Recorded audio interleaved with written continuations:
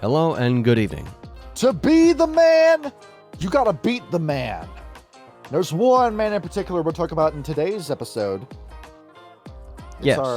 It's our favorite antediluvian. The one that started to, a cult of everything. Debauchery and eventually turned into, a wood chipper convention. And we're gonna say all the TikTok words in this episode. TikTok words. The TikTok words where you can't say, we have to say stuff as unalived instead. I'm messing with you. We're not going to do that for the entire episode now. But I'm looking at the villains of Vampire, where Kyle, to me, there's a five. There's a big five when it comes to villains. Yes. I sent you this list earlier, where the best villains are Tremere, Zimichi, Gustav from Berlin by Night, and Hardstedt the Younger. Yes. At the very top of that list is Set. This is the GOAT villain. I reread the story of Set. As it turns out, with our Ministry episode, that was very early content too. That was our 4th episode that we did. Oh, what? The Setites or? Yeah, the Setite. Yeah, the Setites. No, the Silent Striders, right? No, the Silent Striders was number 5. This Ministry was number 4. Oh, okay. Where we'll just title this one Setites or / followers of Set, just to differentiate the two. But as it turns out, I was looking through this and I completely butchered the story. I am sorry for that video. Or if I made this channel with Kyle and Ryan to help combat disinformation when it came to World of Darkness, only to realize that I did not know what I was talking about when it came to the Setites. So I apologize for that. Do not watch that video. Watch this one instead. But yes, with how I was trying to tell that story, I was trying to marry the Silent Stars book, Setites Revised, and what little I understood about Mummy the Resurrection into one story, and it came off as this disjointed mess. When, as it turns out, dummy, if you want the real story, go to 1st edition for this. And I know people want to say that Revised is better, where it tightened up a lot of stuff. Well, Revised also made the Croatan subplot, which went nowhere, and the Camazot switch went nowhere. It made the Shadow Lords look like idiots, and completely changed the lore under Ravnos for the worst, and all these other bad decisions where, at the same time, 1st edition had abomination werewolves that retained their sanity and didn't go into full blood frenzy 24/7, thus creating the OP meta build, and embracing animals, which was a really dumb idea. And the idea that killing your sire could alleviate you of your vampire curse and just cure you of being a vampire, where all that stuff that had to be cut out. I mean, if that was the case, then I would have been fine. You would have been broken very early. You see, it really does take the win out of vampire sales if it's just that easy, right? It really does. It makes Golconda kind of worthless. Yeah, why make the world this dark if the easy solution is right there on the table? Mm-hmm. And with the whole abomination thing, that's going to be under a Blood Red Moon. I remember Eden's got a fascination with them, and Rapid asked him, well, let's say, put your money where your mouth is. What are you going to do if you play on Abomination? He's going to be depressed and self-loathing the entire time. And Rapid said, oh, wow, what a great character. Basically, just play a Hollow Man if you're going to do that. I love that. I love him. He tells it like it is. He's a brutally honest person. That's why we keep him around. All right, let's get into the story. A lot of what we're going to talk about for this episode is going to be about the man himself, Set. Yes. Because I think his story... Well, you have to talk about the man because he has an entire religion based around him. This is what the clan is. It's not really a clan so much as it is a religion when you play a Setite. Where I'm playing one of these for our it's going to be later down the line. We're still a good ways into our live play, but when Miami by Night comes around, I'm playing a Setite. And then Kyle's villains, for most of it, are going to be other Setites. So it feels like we kind of had to do this video anyway, just to go over, for myself and for you, what we're going to do with that vampire game. Exactly. Because as it turns out, the Setites, I really did misunderstand them, and I have been misrepresenting them in our games, where they're a little bit more complex and deeper than I thought they were. Now, they're still evil as shit, but it's actually worse when I reread it. Let me tell you how it gets worse. Oh, boy. So, Kyle, we remember how the story starts, right? So Set's chilling in Egypt. He decides to bury himself in a crypt and then fights the worm. So we get to that point. Is that you had the first city in around this time where this is dated to, you kind of get hasty with numbers with ancient history like this. I want to say it's 7,000, where when you look at the timeline, I think this means that Set was either one of the last or the last antediluvian to be sired. When you look at it like that, That's kind of interesting, actually. Like looking along the lines as to who got embraced when. The eldest was probably the first to be sired, and then going down the line, it's a little bit irrelevant to make the point with Anoia because that's Lilith who did that, and then Malkav, Erakel, and Ilyes came after that, and then Ventru, and then Hakim. And then you start going down the line until towards the end of it, you get Salat. Then what happens with Salat happens. Cain goes over to India, embraces Ravnos, comes back to the first city, and then his daughter embraces Set. So I'm looking at the list of antediluvians. I think Set is the last one to be sired. Yeah, it makes sense. Because when he talks about other antediluvians, a lot of these guys already exist. I think Absimiliard was embraced very early on too. I'll think of this list some other time when we do the Book of Night episode, like putting down, like trying to time out when each antediluvian was sired when. But for the sake of the story, I'll just say that Set was the last one. And he lived in a kingdom that was close to the first city. Around this time, humanity was starting to branch out and form other civilizations, other kingdoms. One of those kingdoms was Egypt. And who ruled that kingdom? Ra. This bitter, terrible man that was so afraid of his own death that he was studying dark magic to try to extend his lifespan. Where this man is going to be critical to our story. It doesn't matter who Ra's wife is, but he has 2 kids through blood, where their names are Geb and Newt. And Ra tells them that to make sure that no heir ever comes to my throne, you are not going to have kids. He doesn't sterilize them, but Geb and Newt, who are brother and sister, by the way, have 4 children. Isis, Nephthys, Osiris, and Set are their kids. Where Ra looks at them and says, "What did I just say about not having kids?" And he proceeds to treat his family like shit for years. Set is just a monster to his children, where, oh, you couldn't come to my birthday, but you could come and do this to me. You don't have any quality time with this man. He's never been nice to you or anyone in his family. He beats you, he demeans you, he robs you of any human contact, isolates everyone from each other. And for a birthday present, what do the siblings get? Ra gathers Geb and Newt and murders both of them in front of the kids. Geb is buried alive in a shallow grave, and Newt is dismembered into 14 pieces. Great-grandfather, right? Yeah, no, fuck that guy. And the entire time, Set and his siblings are just trying to use each other as a support group, but Ra does everything in his power to just demean them, abuse them, make every single moment they have absolutely terrible. He breaks the spirit of the other siblings, except for Set, where Set has this deep hatred for Ra, where Ra is the only life he's ever known, and he's been forbidden to go anywhere else because of Ra. But he finally snaps when he becomes a young man, and finally looks at Granddad and says, "You can't tell me what to do anymore." Where he marries Nephthys in spite of Ra, and that inspires Osiris to take Isis as a wife. In response to this, Ra grips Set by his throat and says, "Oh, if this is why you want to treat me for everything I've done for you? To the sand with you. You're exiled from my kingdom. You're not coming back here ever again." He picks up Set, throws him out of Egypt, and says, "Don't you ever darken my doorstep again," and then slams the door in his face. And Set has a moment where he thinks life is over, but then begins to realize, I'm free. I finally broke away from my abuser. I finally get to be my own man.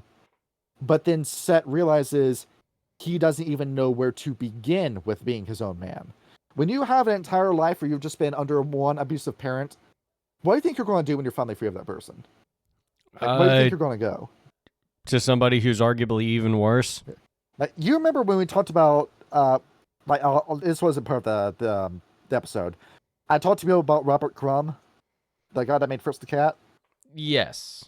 Where that guy had a horribly abusive mother, and it was him and two brothers, and I think he had a sister.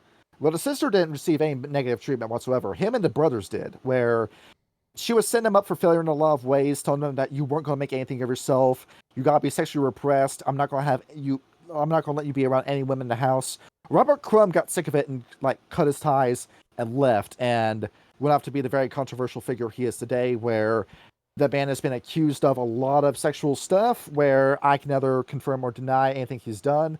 But his brothers, one of them became a homeless man panhandling on the side of the road, and the other one, who was a better artist than Crumb was, shredded his entire portfolio and then drank an entire bottle of nail polish one night and never woke up.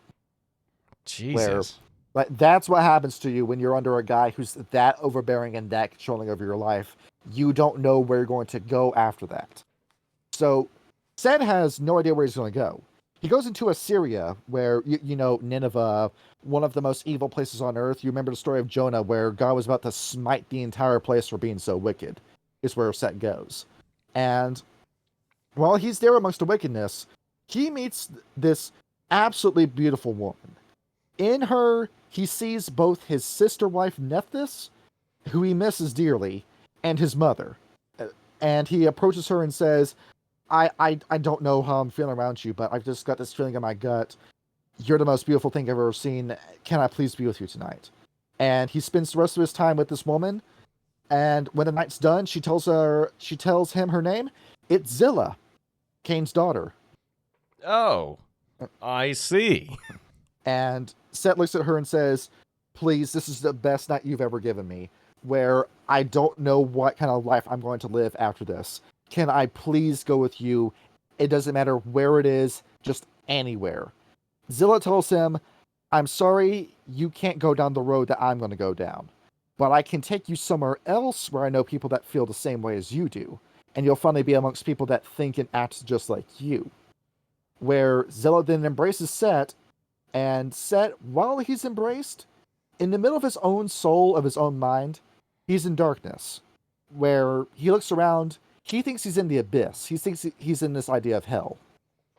And in that darkness, a snake appears. It slithers up to him. It's this absolutely massive king cobra snake. It tells him that he's a pep, and that he's going to devour his soul and take control over him, and that he will be his servant. And his words remind Set of Ra, and all that pain and agony of living under Ra swells up in his soul. He fights a pep, and in control of his own body, manages to defeat what is heavily implied to be an aspect of the consumption worm, and wins his own body back. Where that is strong force of will. Yeah, he outwilled the worm. Where a face of the Tratic worm, or a lesser aspect of it, and you were able to resist his possession, is something. Exactly. Where Set wakes up, and Zillah says, oh, it's night, you've woken up, time to leave. Checkout time is now. They travel all the way to the second city, where I had this dumb idea where it's like an episode of Rugrats where you have Malkav and Salat in the playpen, and then Zillah comes over and says, this is Set, he's your new friend, sets him down in the pen. You go play with him now, Mommy's gonna go off and do something else, and then she leaves the scene. And what happened? Where Set looks around, and Salat and Malkav look at him, and Salat's going, so who are you supposed to be? Oh, I'm Set, I'm from the kingdom of Stone, Egypt. And Set, not really knowing what else to say to these guys, starts spelling out his entire life for the two of them.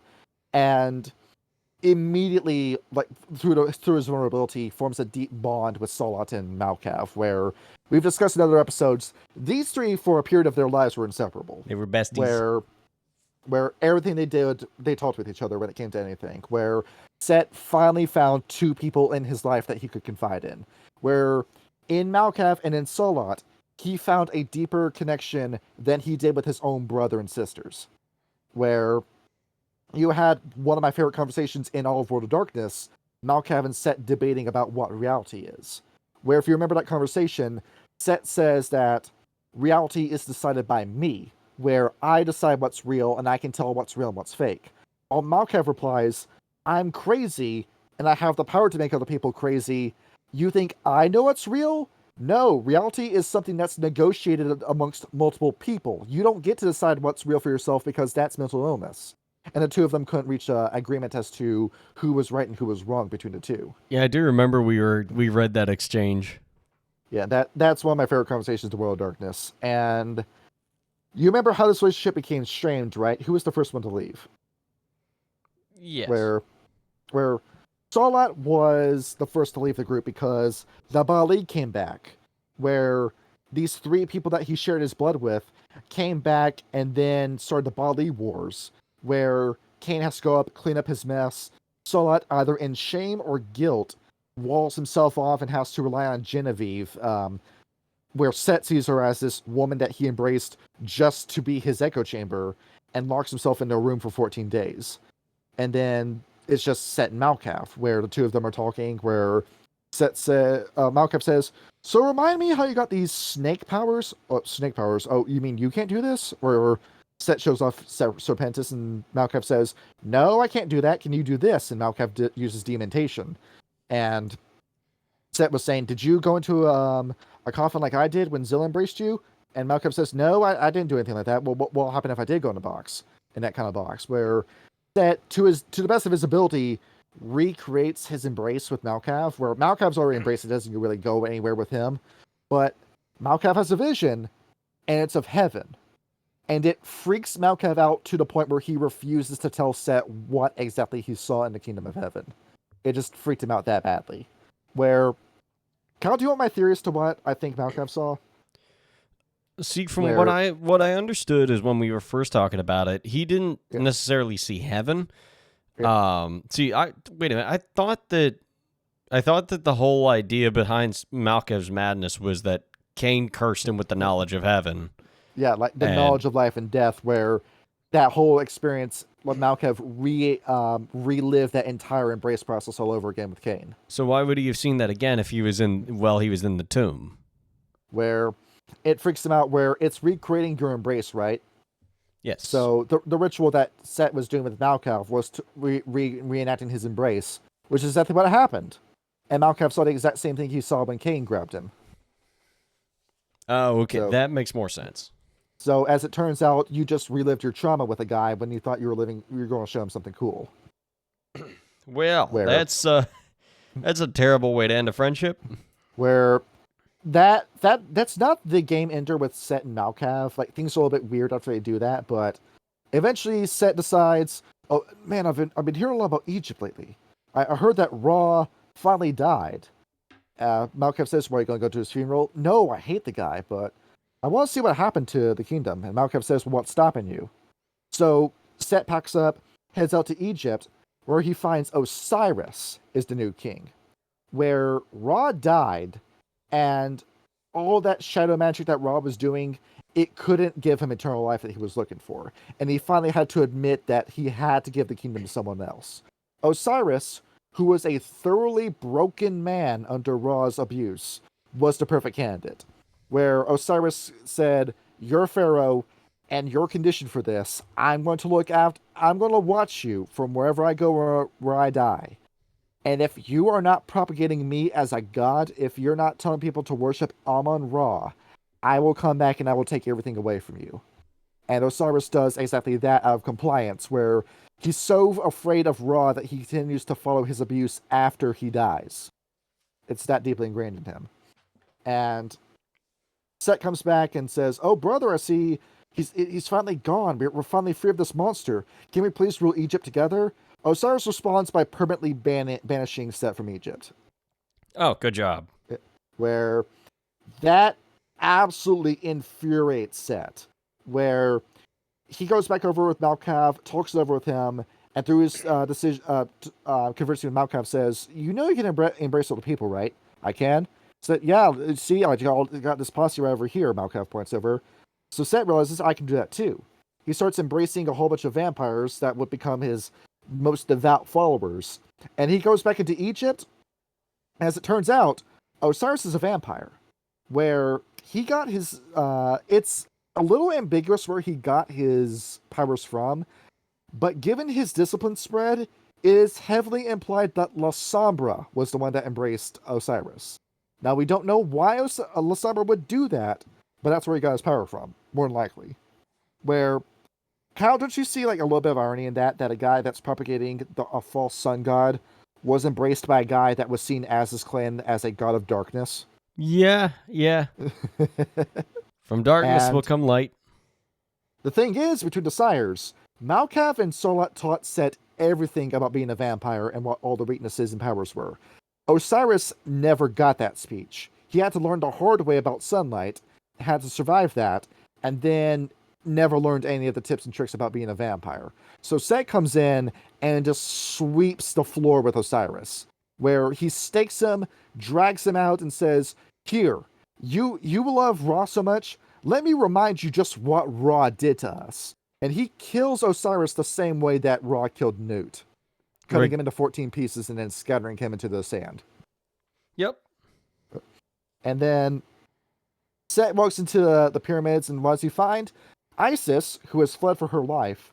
Nephthys, who goes right back to being Set's arm candy the minute he returns, where Nephthys has to rely on somebody, so she relies on Set now that he's back. And then Osiris's 2 kids, where it turns out Osiris had 2 children with Isis. Those kids would be Horus and Anubis, as in leader of the Wraith the Oblivion Duat Anubis is who he finds, where Set kills both of them immediately. But as it turns out, something's going on in the underworld. After Horus and Anubis both die, Anubis assumes the role that Sharon would take in Stygia in Wraith the Oblivion, and through his power and through a spell that Isis cast in the real world, Horus would come back as the first mummy, where Horus rises from the dead and Set looks over and says, "Huh, neat." And then he proceeds to kill Horus all over again, only to find that he comes back every time, where Set's beginning to think, what is going on with Horus? What about this guy is so crazy? Like, what? I kill this guy, and then he comes right back, and I don't know why. And Set has to do a whole bunch of different introspection about how this whole vampire shit is supposed to work, where he's thinking, like, did Horus get embraced? I'm destroying his body down to the bone, and he keeps coming back. How about sunlight? No, that doesn't do anything to him either. He doesn't burn in sunlight. What's caused him to come back? Where he's thinking, Osiris was devout to Ra. They did the whole worship of Ra. They propagated Ra as a god. And then Set starts thinking back when he was talking about Salat, where he was talking about God, where Set in his mind crosses the image of Ra with the image of God with a capital G, where in it he believes that if there is a God, it took the form of Ra, where Ra died and ascended to godhood, indeed, and now he's going around as this almighty being after death that you can't touch and you can't fight, where he's grabbed Horus and has made him his personal torturer, where everything he tries to do against his nephew, it will fail. And Set decides, well, in that case, I think I just need to destroy, to wreck the entire world then. Where he comes to this philosophy where it's very similar to the conclusion that Hermes Trismegistus would find in Mage, where if reality itself seems to be my enemy, then let me destroy reality. And how is Set going to do that? By causing as much chaos as possible. He's thinking, what did I do back when I was a kid that upset Ra? And he thinks about all the rules that Ra set and how Set would break every one of them. And he thinks, that's it. I'm just going to do everything that irritates Ra and what I think God is. And that's how I'll reclaim control of the world. Where everything that Set does from this point forward is just out of spite for what he believes is divinity. He will later come to learn that no, it's not Ra, and he comes to a different conclusion. That snake that he was fighting, as it turns out, a guy in the 1st century would start saying something about Abraxas and the Demiurge, where before he would go off to be known as Hermes Trismegistus, Set would hear those teachings late in his life and would think to himself, that's what it is. It's this giant snake in the sky that's causing all this chaos, that's causing the misery that is my life and the lives of other people. So he's my target instead of Ra, but I'm still going to do the original plan. Where what's the objective with the Setites? To cause as much chaos as possible through doing whatever taboo you want to do and breaking whatever rule and every norm is already established. Through destroying order, you will create chaos and destroy whatever runs order. And you, as your chaotic self, will rise up and become as God.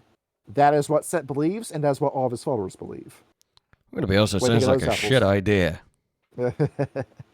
But as the years go on, Set is in this constant back and forth with Horus, where Set will control Egypt for a period of time, then Horus will come back with a stronger army, be it the Puka Changelings, be it the Silent Striders, be it the Bonars, be it the Makole, be it the Koraks, be it Hedge Mages, and he'll push Set back with whatever army he gets. Set will then regroup, get his vampires back in order, embrace again, and again fight Horus again for control of Egypt. And it's this constant back and forth, the shadow war between who's in control, where Horus has established himself as the leader of the Shimsu Heru, an entire organization dedicated to the destruction of his uncle Set. And it's this ongoing blood feud between the two, where the same abuse that Ra gave to Set, he's now giving to Horus. But he doesn't realize that, does he? Well, no. You know, They never do. In a family cycle, abuse is cyclical, where those who are abused by their parents will later go on to become abusive parents. That's what would happen. Yep. And this would continue back and forth until eventually what werewolf tribe comes into the story around this time? The Silent Striders, I imagine. Where in his... we're going around getting soldiers to recruit for this fight, where Anubis is in Duat creating more mummies, where those are Horus's eternal allies. The Silent Striders would hear about this, and one Silent Strider would take the deed name Shu Heru, or Shu Horus, depending on what you want to refer to him as. And to me, that was when I think Set realized that he's going to lose this. Where, you know, with the whole trend of the Black Furies that they named themselves after historical women and powerful women in history and women gods. And one of them named himself after Isis? Where, and Minerva and Harriet Tubman and Amelia Earhart. Do you see any werewolf using Set as their deed name? No. Probably exactly. Good reason for that. Where you have a werewolf who takes Set's immortal enemy as his deed name. And he makes it his mission saying, the way that I will rise to greatness and defeat the worm is that I will challenge Set by myself, and I will take control of the world away from him. And see here. See, I'm responding to a DM. Let's see. All right, there we go. Forgot we had somebody apply for this. But yeah, there he is, Shu Horus right there. Where he goes in and he's a guy that goes around from Setite to Setite, hunting and killing them. And where he starts with elders, then goes to Methuselah, and then sets his sight on Set himself. Where a werewolf, the guy that's your doom, you got his image up on the screen? Hang on, let me see. Okay, yeah, there we go. The face of your killer isn't even Horus himself, but a guy who takes up his crusade and fights on his behalf. But who's fighting for Set in the story? Nope. Well, the Setites, I imagine. And with the Setites, where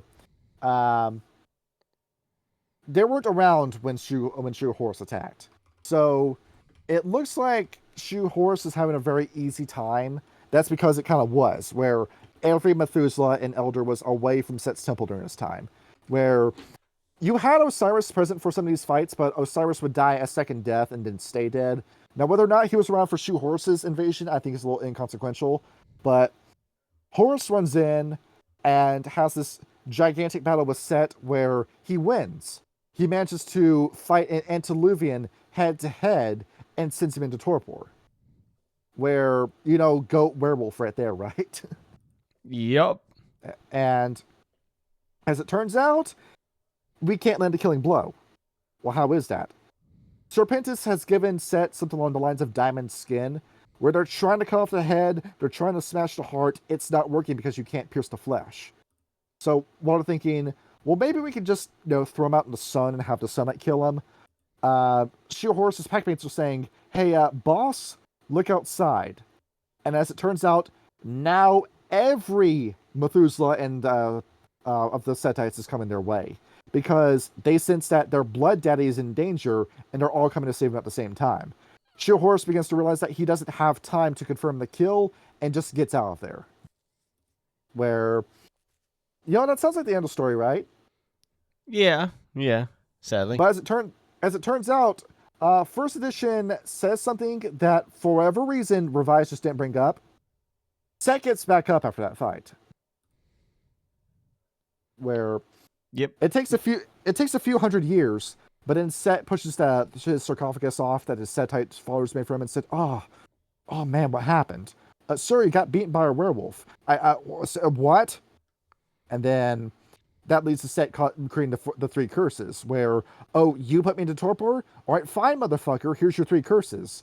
No ancestors, no regaining gnosis in Egypt, and you will be constantly surrounded by ghosts. That's your three curses." And thus he drives the Silent Stars out of Egypt.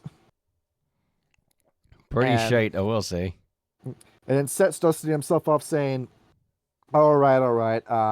Back to business as usual. Let's go back to me being the pharaoh and fighting Horus again. How much progress did I lose again?" And as he's getting inventory.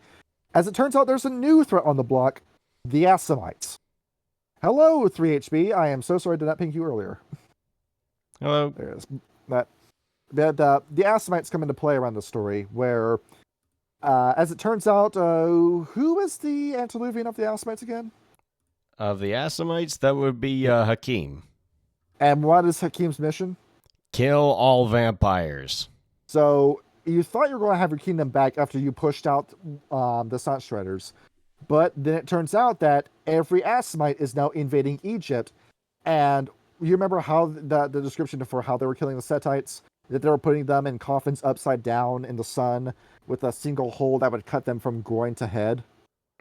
Yeah, it's metal as fuck. And as it turns out, even though you have Serpentis, and Serpentis is very strong, you can't beat Quietus, along with Celerity and Obfuscate. That's a GOAT combination right there. You're not going to beat that. And Set's beginning to think to himself, "Oh man, we're about to lose Egypt."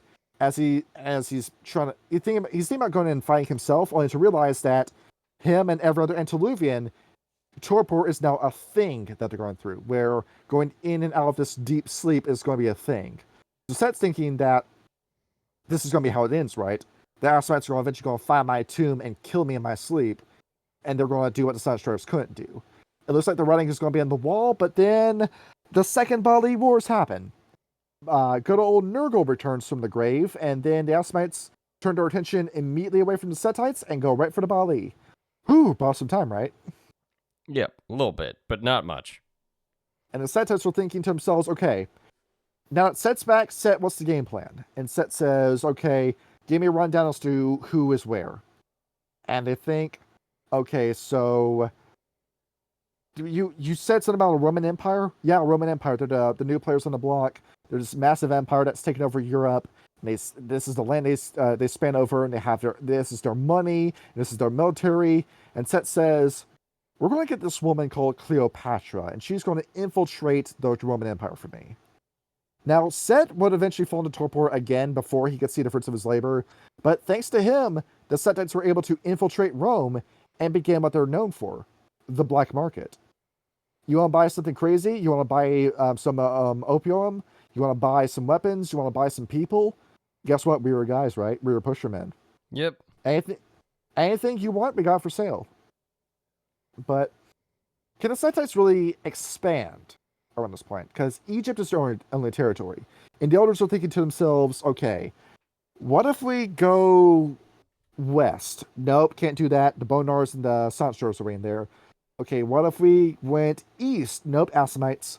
What if we tried making territory in the north? I mean, we're selling stuff to the Ventrue and Toreador, right? Maybe they'll let us in. Nope. Ventrue and Toreador say, stay out. We got our own, we're going to our own thing. So, all right, then I guess we're just going to go south then.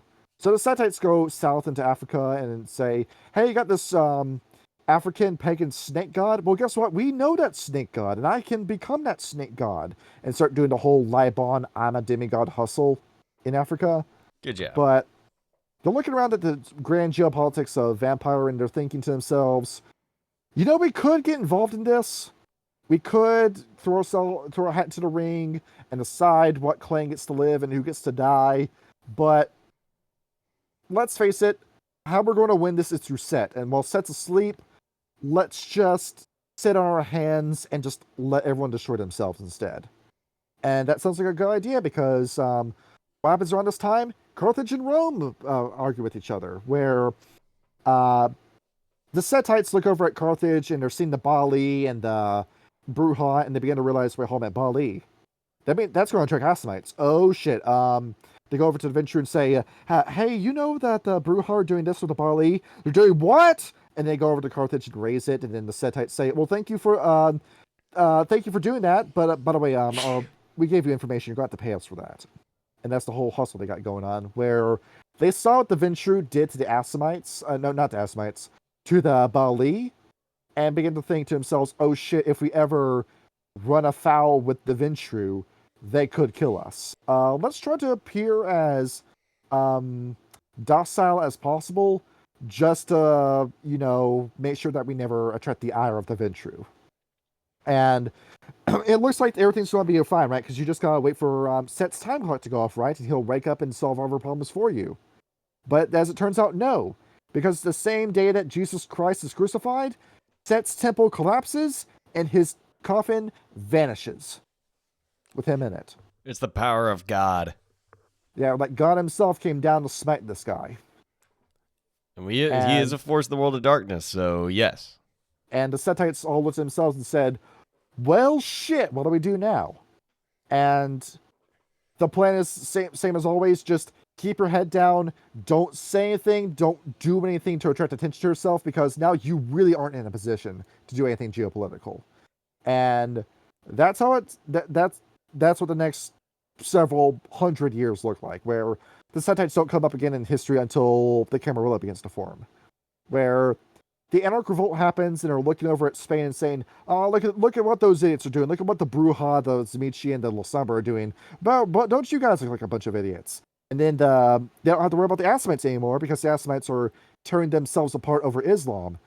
So while the Camarilla is beginning to form, the Ventrue walk over and say, look, guys, we got something going on here. It's very special. It's called the Camarilla, where we're going to all band together and stretch each other's backs, make sure nobody has to die in Vampire Society, look out for the Inquisition. Sounds like a good deal, right? You guys want to be a part of it?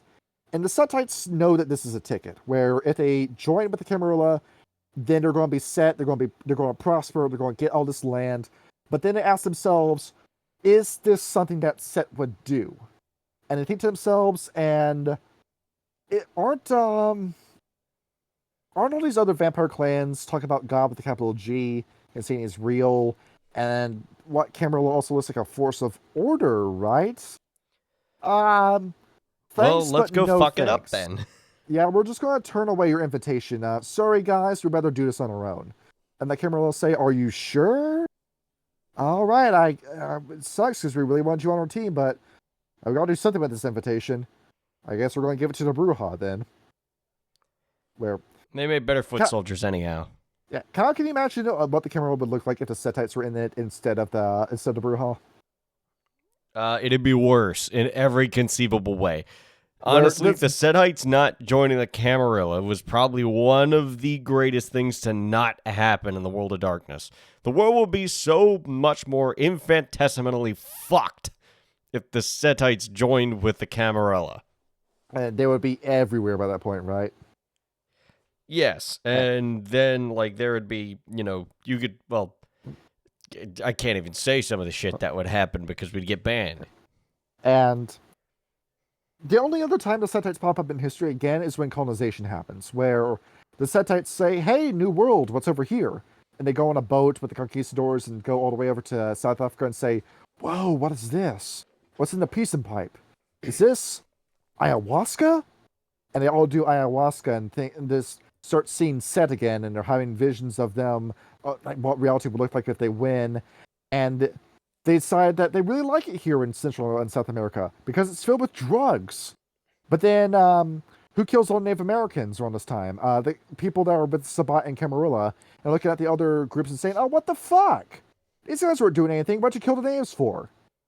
And it bothers the Setites so much that they like hold up and try to protect the indigenous people of South America, and they become so deeply ingrained with the culture there that a new bloodline forms, the Tlasique, where they go from turning into snakes to turning into jaguars. And it's a little bit ironic, right? Because a group that exists to spite the sun god Ra takes the image and visage of a night god in Aztec and Mayan mythology. Where there's so much smart stuff in this book, dude. There really is. It's so much little details, and that's it really. The Setites have just been keeping their heads down the entire time. But would you say that Setites are in a bad spot? Nowadays, no. There's more sin and debauchery than ever before. Yeah, absolutely. Because the Setites are pushing fentanyl everywhere now. They're spiking your marijuana with Speedball. Yep. Where we're smoking filtered crack, you stupid piece of shit. There it is. That Dracula being a Setite, that's what we're looking at.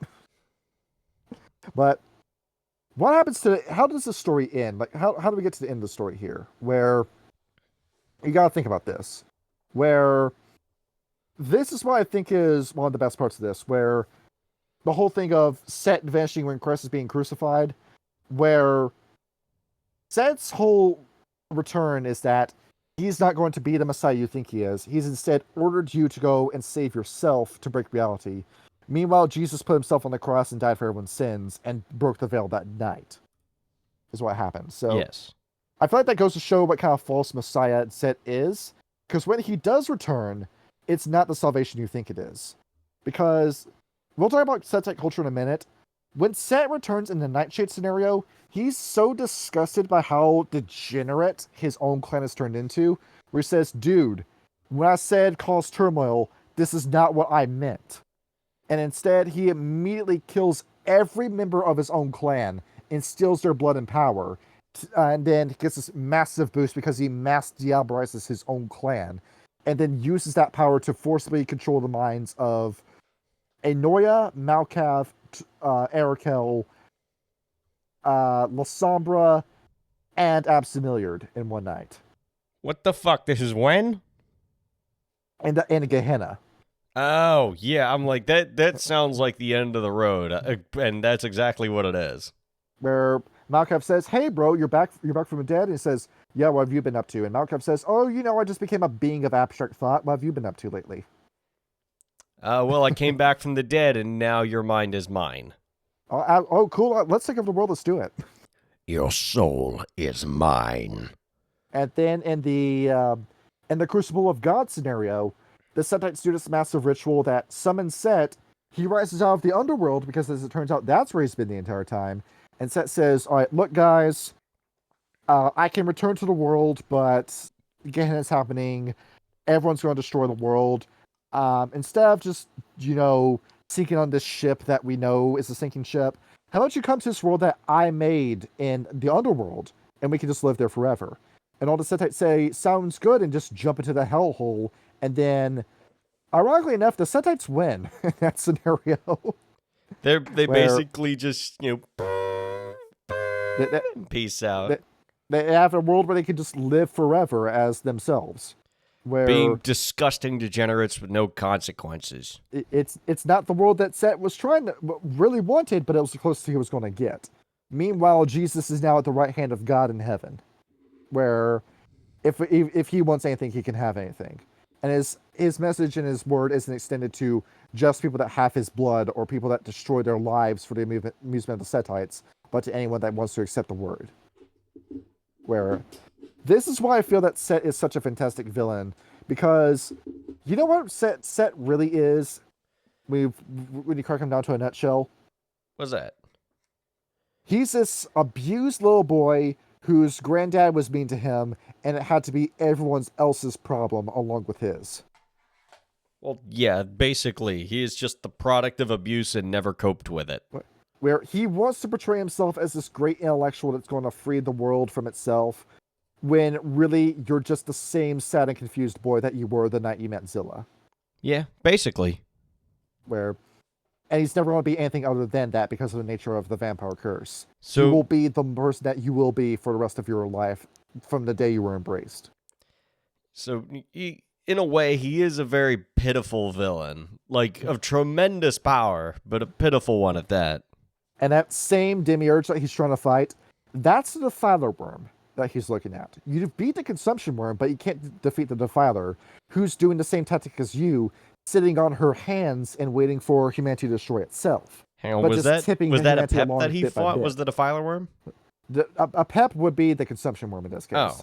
Oh, well, the consumption worm's easy to fight. Where you went from the guy that beat consumption to being the greatest pawn of the defiler. Because what you're doing, if you don't succeed in becoming a Setite or a member of the Church of Set, you become prime and ready for a Bane to possess you. Basically. Where the same Setite doctrine that's supposed to free you can make you enthralled and enslaved to the same demiurge that he thinks he's freeing you from. Kyle, this is one of my favorite kind of villains. Like the villain that is convinced that he is the hero, but he is so sick in his own beliefs that he doesn't realize just what he's doing anymore.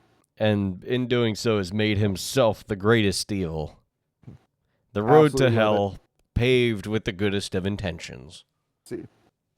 3HB, you're muted while you think of the story. Well, it's fine. Yeah. I like it, actually. There it is. Once again, I'm sorry I forgot to ping you for this. Yep. Yeah, man. It's okay. Yeah. Now we can get into Setites as a modern day culture. So 3HB, what do you know about the Setite? You made a meme while we were doing the episode. Yeah, because you were telling the story about Set kicking out the Silent Striders, and then you're like, oh, then the Assamites show up. And you know me, I am, the prime Assamite simp, so of course I'm going to make the Assamite meme. Here it is. But so with modern day Assamite culture, Kyle, how does it usually work out with the Assamites? What's it like being an Assamite? Well, you show great potential in the areas of subterfuge and assassination, and then you get tricked into trying to assassinate an Assamite.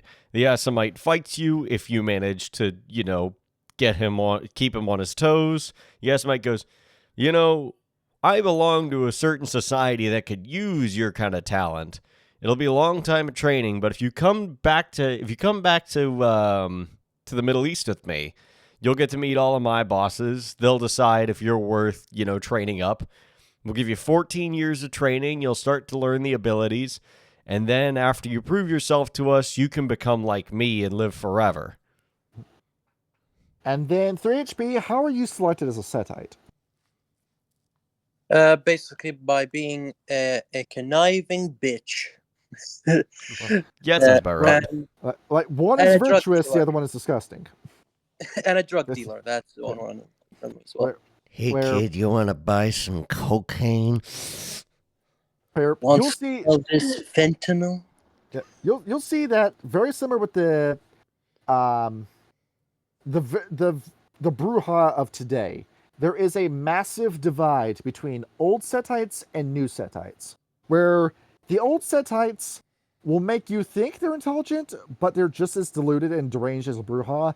And then the modern day Setites are just degenerates that you don't want to be around. Where they're kind of like an amoral counterpart to the Bruja in a way. Because they use rebellion as their bread and butter. But the Bruja just rebel for the sake of rebelling. The Setites actually have something that they're trying to achieve as a faction. Where a modern day Setite will just see, are you a drug addict? Are you a sex addict? Are you a PDF? Do you traffic kids? Do you do this? Do you do that? Are you addicted to it? Good. You'll be perfect to push or poison onto other people. So the modern day Setite will go and embrace just terrible people in general into the Setites, and that's what your modern day lower generation Setites look like. An older generation Setite, on the other hand, this is why it's creepy. They're looking for anybody that just rubs them the wrong way. It's like the Nosferatu when it comes to Cleopatra Inc. We're looking for somebody that does one thing and one thing well, where you can summarize that person in a few words. So what they do is that they'll slowly enter their lives. They'll make up identities for themselves with they'll either hide who they really are with obfuscate, or they'll make themselves look grandiose and magnanimous with presence. And they'll slowly start turning that man's life into the opposite of what it is. You got a guy who's passionate about cars, make him absolutely hate automobiles. You got a guy who's rich, make him penniless. You got a guy who's penniless, make him rich.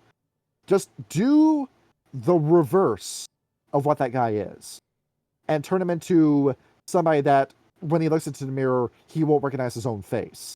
Well, by that point, he's so hopped up on your vitae, and you've been carefully dismantling this man's life over the course of a decade, that he will no longer recognize what you've done to him.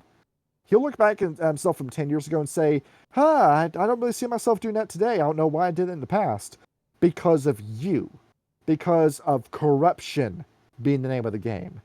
You want to take what has already been established, and you want to dismantle it as an elder or older Setite.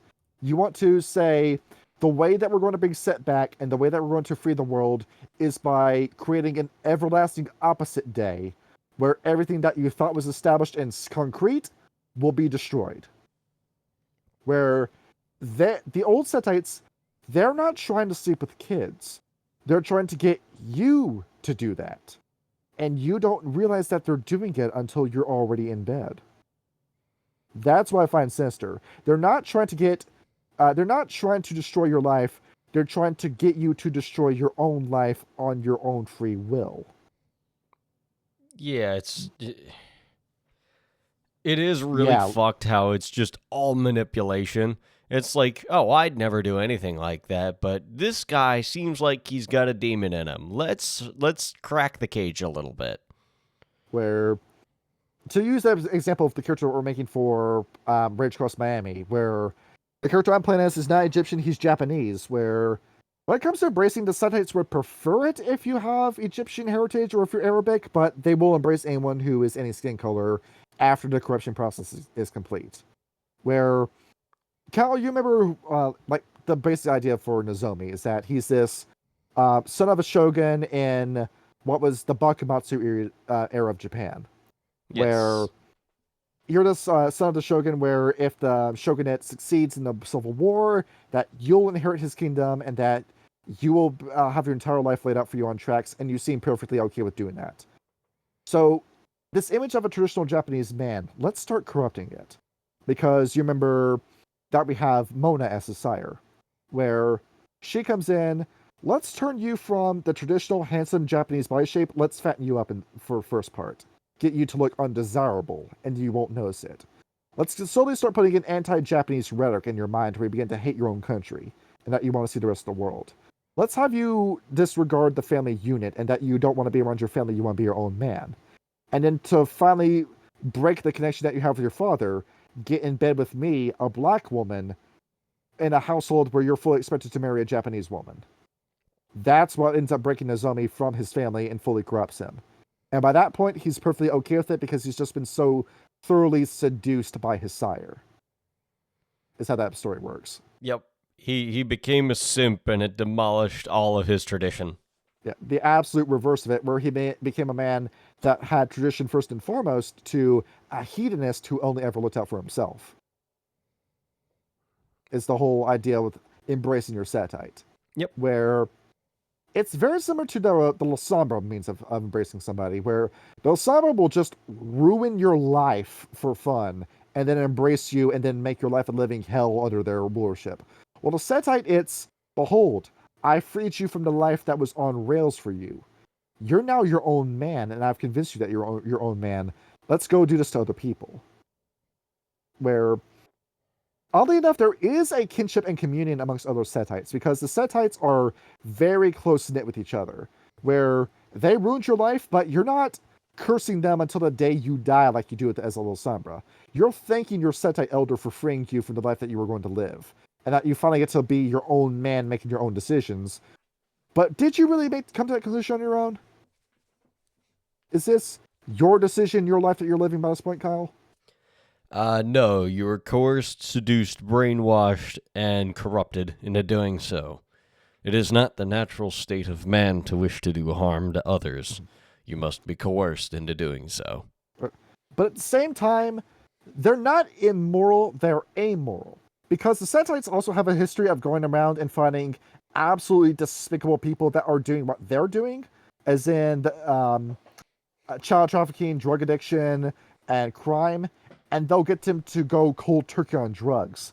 They'll get them to feel immense guilt for their murders. They'll get them to find an older woman, where they'll also find bad people and corrupt the corruption. It doesn't matter if you're good or if you're bad. If I made you the reverse of what you already are, I've succeeded and I'm one step closer to reviving Set. That's kind of fucking insane. So the Setites are more of like a force of nature kind of villain, where they're just out and out disruptors. They're not trying to be evil, because the system is not evil for the sake of evil. It's corruption for the sake of changing chaos, is what it is. You're an agent of change when you play as a Setite. If you're playing a smart Setite, if you're like a low generation Setite, like generations 12, 13, then you're just a junkie who doesn't even know what the fuck he's doing by this point, because you're so low on the rung that the Setites don't expect you to be saved when Set returns one day. When their own mismanagement of their younger members is what led to Set wiping them out in the Nightshade scenario. Basically, if you're a Gen 12 Setite, just get in the wood chipper. Just go ahead, like get on the slab and just be a sacrifice to Set already. But it's change for the sake of change is what the goal with the Setites was supposed to be, which is when Set eventually does return and sees that the Setites are just having sex for the sake of sex, where the corruption has become the ends to itself. It's no longer a means. That's why he destroys his own clan in that scenario. And he did good. Where this is not what I told you to do. You've lost your minds, therefore I'm going to take my blood back from you now. Oh. Cool. And H3B, does that make sense to you? Where Kinda makes kinda sense. Where Because his progeny basically failed him in the end, so he's like, why would I use you now? I'd rather take my power back. if you want a job done, you gotta do it yourself. Which is why you always gotta do it yourself, yes. Which is why he decides that instead of getting my other clansmen to do this shit for me, instead I'll recruit Malkav, Arakel, and 3 other Antediluvians to do the job for me. Because I know they won't mess it up. Yep. They did good. And along with that too, like conversing with the Antediluvians during Set, it's also a frequent practice to get a vampire to quit his clan and become anti-tribute and join the Setites. Because the Setites will put you through a quote-unquote second embrace, where, oh, you're a Bruja? Let's get you to do the impossible. Let's get the communist Bruja to become a Nazi. And now, behold, you're no longer the man that you used to be. We've liberated you. You want to join the Setites now? And then they'll bring him into the Setites. They'll get the Gangrel to wear pants and shoes.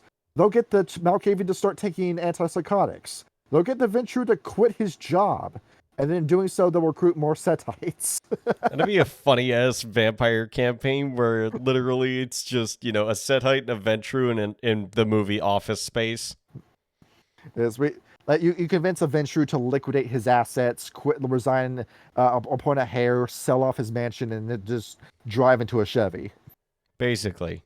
And that's it. You just convince him to uproot his entire life for no reason. But joke's on you, though, because the Ventrue does have $300 billion in cash hidden in a secret location. X marks the spot. You gotta find the map. You gotta find the Ventrue's money. How's that sound for our campaign? Yep. That would be funny. The Count of Monte Cristo vampire campaign? Also would be funny. Well, when I run that now, I'm thinking about it. But Because I've been thinking about running a vampire game, but I just don't know when to do it. I would love to play vampires. I think that would be so much fun. And what else is there with Setite? Let's not talk about the paths in Serpentis just yet. 3 HP. Do you have any questions on the Setites at the moment? Do you have any questions at all? Questions? Yeah. I want to ask something. Did Yes. really fight an aspect of the worm, or did he just fight something like a Neverborn in the underworld? Well, he says it was this giant snake of Pep, and he's brought up by name in Rage Cross Egypt, where he's implied to be an aspect of the worm. And if he was to be categorized, it would be consumption. But it could be a Neverborn that was trying to grab him, because after all, where did Cappadocius go when he was embraced? Into the abyss, and he spent too much time in there. Same with Lasombra. So it could have been an Oblivion monster that was coming after him instead. And now that you do mention that, one of the powers that you get in Orpheus turns you into gives you adder scales when you use it. So perhaps there is with the Oblivion connection where Ansett does go into the underworld after he's smote by God. So maybe there is a deeper with the Oblivion connection, but the books didn't seem to go too deep into that. Where him and his rivalry with the Science Destroyers took like center page of it. But let's see what else. Do you have any other questions before we get into relationships? No, I'm fine. All right, let's see what we got. Right. Kyle, we're doing Kyle's blind reaction. Let's do relationships. Yep. So I usually take my notes prior to this, but it was a particularly busy week, and therefore I did not have time to. Yes, So- same here. I had to go Monroe, like last minute notice for my job. That's fair. And Johnny, is actually quite thrilled to the fact that I'm going to be doing this blind, because now I get to give you, my live reaction. So, ever since the slaying of the second oh wait, no, that's a different thing. So followers of Set actually, yeah, that's it. Followers of Set join coteries comprising vampires of other clans for many reasons. And, the way to do that is, the reason to do that is so you can convert other vampires, as we discussed earlier. Many Setites believe that you can convince a vampire to, join the Setites' war against the Antediluvians. To avenge Set's second generation sire, but for all kindred. It's just a little persuasion, manipulation. Followers of Set also know that, there is safety in numbers. Most vampires understand this. To start us off, we have the Assamites. This goes exactly as you expect. The most effective lure where this clan is concerned is the blood of other Assamites. So basically, what they want to do is try to convince an Assamite to kill another Assamite because of, Hakim's addiction to vampire vitae. And so if you can use that as a weapon against the Assamites, you have yourself a chance to make a convert. And given the complete collapse of the Assamites in Modern Knights, where the Banu Hakim ruined the clan, I guess the Setites had the last laugh, don't they? To an extent, they did, yes. Much to my dismay, of course.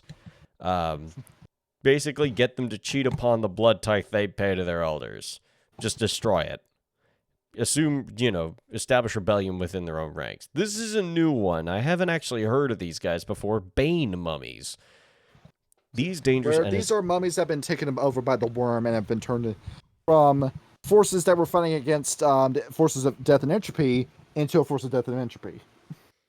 That's terrifying to think about. Yeah. So, and they don't die. They just keep coming back to life. Yes. They're the result of Set's explorations of mummification. He stole the bastardized versions of the ritual for the creation of the cult of Isis hundreds of centuries ago. There are 7 of these guys in existence. The ritual which Set worked to raise these creatures from the dead corrupted and distorted their bodies, so they became monsters. Most like those of all mummies, the Bane mummies' spirits are undying. When their bodies are slain, the spirit journeys to the underworld, and, they go through an unspeakable amount of torment before eventually being reborn. And they become entirely insane from having done so. Though they are trusted agents of Set, and they may be accompanied by one of these on occasion, should the follower's task warrant such powerful accomplices, under no circumstances should anyone trust a Bane mummy. Even the Setites are afraid of them. This is, this is Dr. Frankenstein being terrified by his own creation. After all, this is the same monster that they've been fighting. This is their eternal enemy in Deshimsu Heru. They know what a mummy can do and how crazy powerful a mummy can get. Where you kill a mummy, well, guess what? You just reduce him to square one. He's going to get all that power back. So they have known for thousands of years just how strong this creature is supposed to be, and how you will never keep a lid on it. So this is a rabid pit bull that they got on a leash that can at any time turn around and bite you. The one thing that I really wish I knew a little bit more about mummies, because they seem like the more rational ones, not the Bane ones, will seem like very interesting characters. Especially, what's up? You two want to know how mummies played? I mean, that would be interesting to know. It is Dark Souls' storyteller system. Oh. Where it's a game where you go up against these super strong creatures, you fight them, you die, you get back up from your last respawn, you begin the whole process all over again. That's true, but I do remember in Breed Book Korax, or Feral Book Korax, where they do actually bring up mummies, and they say, if you have the chance to talk to one, keep his attention for as long as you can, because it means something big is going down. Absolutely, because the whole thing with mummies is that they're commanded by Anubis, who's trying to get the balance of life and death back into balance. And he only ever calls for his mummies to go and attack something if it is really bad. Yep. Like cosmically threatening level. And so then, the Silent Striders look around like Chris Pratt in The Office, just, today's the day! Anyhow, moving on from that, the Bruja. It's when their destructiveness is guided to where it can do the most damage, these violent little fools can be quite entertaining. Encourage them to fight amongst themselves, convince them it's the Ventru or the Caitiff or any other clan who's their enemy, and, you're good gravy after that. They're very hot-headed, and they need weapons that usually only Setites can get their hands on. They consider favors owed a leash, whereby individual Bruja can be controlled rather easily. Although, and additionally, they're, when they do get an Arkham for somebody, you can usually deflect it away to somebody else.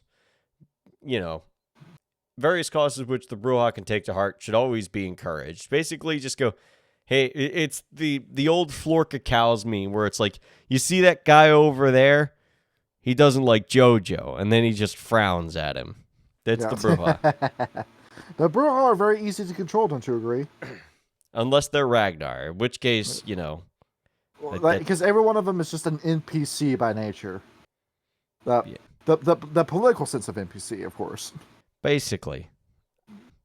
Man, I miss Ragnar. Anyway. They're the guys that have, like, the Donald Trump dressed as Captain America t-shirts walking around with That's terrible. I hate that shit. Anyhow. Caitiff. So, sometimes, as a matter of security, Setites will masquerade as Caitiff to seem harmless to other kindred. Which is a terrible idea, because mentioning you're a Caitiff will get you fucking killed. The result of such have hardened the Caitiff's hearts against us, based Caitiff or based. Even so, the apparent sympathy which we show them caused many among the clanless to look upon us kindly. Encourage them to think of us as equals, despised and distrusted by every other clan. Uphold their suffering as noble. Decry those who treat them as outcasts and untouchable, and watch their sentimental hearts warm towards us. Don't fuck with my Caitiff. Those are my friends. I like the Caitiff. After all, Sylvester Shrek, your favorite other player character, has been made. I think that guy's your favorite player character not made by you. It's either him or I don't know. All of our vampire cast were such standouts. Like, Well, really. we really had such great characters in that campaign, and it's part of the reason that convinced us. Because I fucking love Ragnar. I fucking love Sylvester. I fucking love Vigo. And I love Tabitha as well. They were all fucking standouts. I love them all. They're great. Anyhow, Children of Osiris. Here's another one I haven't seen before, that we discussed briefly in the history. This minor bloodline and their pathetic discipline of Bardo were destroyed by Set a long time ago. None of their unhappy clan exists to further trouble the world, despite the transparent lies of our enemies to the contrary. This definitely means they're still hanging around somewhere. I love the unreliable narration because it almost guarantees that if they tell a bold-faced lie, you know it. Anyhow, and also, I object to the term bumpkin. I understand that we're less than civilized as Gangrel, but, Never forget that the bumpkins and scarecrows have werewolf allies. A Gangrel befriended is one who can steer werewolves away from your temple. It can also tell you a lot about the lupines and their weaknesses. Extract subtly. Be a friend with a Gangrel, understand his need to travel, often swiftly and untroubled. And with the web of smugglers, moving all over the place, transport with no questions asked, easy to ensnare a Gangrel under the web. Simple way of eliminating threat of a Gangrel presents by you is encouraging their frenzy. They fall victim to the beast with ease. Alert a Gangrel to a plot to flood her favorite wilderness, cull adopted wolf pack, watch reasonably replaced by rampages. Mindless opponents are much easier to manipulate. And consider the paranoia Gangrel have of being manipulated, resulting in panic. Once you've alerted them to the manipulation, the Gangrel or vampire allegedly using them will be ineffective. Stay the fuck off my lawn. It's a little hard to convince the Gangrel, too, because the Gangrel are a little, empty-headed, don't you think? It's not our fault we don't want anything. Right, I got the corruption. I just want to hunt mice. I quite literally just want to hunt and drink whiskey. That is all I want to do. I don't very care simple people, about that's your why we blood love 'em. cult. Matter of fact, I killed a load of you back in fucking Las Vegas, and I hoped that I could kill more of you. But now I'm not. So, here I am. Get out of my house. I'm going to DM you that link. There we go. All right. What are you sending me? Oh, you're sending something. Not sending Serpentis. Okay. All right. Giovanni. So, the Giovanni are usually aloof of the Camarilla, as are the Setites, but they also avoid the Setites. They really don't need to corrupt them to bring them under the control. The Giovanni do a fine job fucking themselves over. Gain an influence over a Giovanni, feed him misinformation through any of the restless dead you might be allied with. Information is power, and misinformation brings power over others. Little interesting note there. Malkavians. Corrupting a Malkavian is not as easy as it seems, obviously. Don't make the mistake of underestimating them. Their role in Rome's subjugation of Egypt, and when you can, take revenge. Their weakness, their insanity, is also their strength. The arts they employ against ordinary minds are useless against them. The only way to delude a Malkavian is tell them the truth and hope he thinks it's a lie, or claim the most unbelievable fancies to be concrete fact, and pray he believes you. Basically, just double think all their knowledge. Is. The Giovanni thing. Oh, you think you know about the underworld? Guess what? Guess where Duat is? Guess who knew Anubis before he became that god of the world? Yeah, basically, and just watch you get fucked. Anyhow, Nosferatu. Be very, very careful dealing with the Nosferatu. Their information network is the best in the world. The most potent they have against the Nosferatu is how afraid they are of Setites. They claim that they are demonic descendants. Nick Tuku, they call us, and Shudder. They are correct. The Nosferatu are always correct. Exploit their terror of them. Exploit to the martyrdom their hideous appearance bestows upon them. Treat them with sympathy and understanding, and you'll gain their trust in return. They're the most useful when they consider the Setites friends. Yes. Do you agree with that statement? Wait. Most useful when they consider you friends? Yes and no, because Nosferatu are very, very sneaky. Because and even Nosferatu don't give a shit about anybody that is not part of the clan itself. Yep. Where, if you're talking about the closest knit clan, the Nosferatu do not care about the Camarilla, do not care about the Sabbat. They're only with the Camarilla because it benefits them. It's always been the clan first and foremost. They act the most like a medieval vampire of all the other vampires, because what was it like back in the day? The clan came first, alliances came second. So if the Camarilla ever goes tits up, the Nosferatu are going to be fine because they've already thought of a contingency around this. Yep. And you can't pull the Nosferatu away from each other. That's just not going to work. Yep. So, you really can't. Even the internet one goes down, animalism, carrier pigeons, boom, easy. You can only really do that with the most miserable of Cleopatras or the most deranged of Leatherfaces, but you're not going to get that accomplished with anyone else. Yep, basically. Either way. Ravenos. You know your clan is doing something right when even the Setites don't trust you. Never trust a Ravenos, and never turn your back to one, not if you wish to continue living.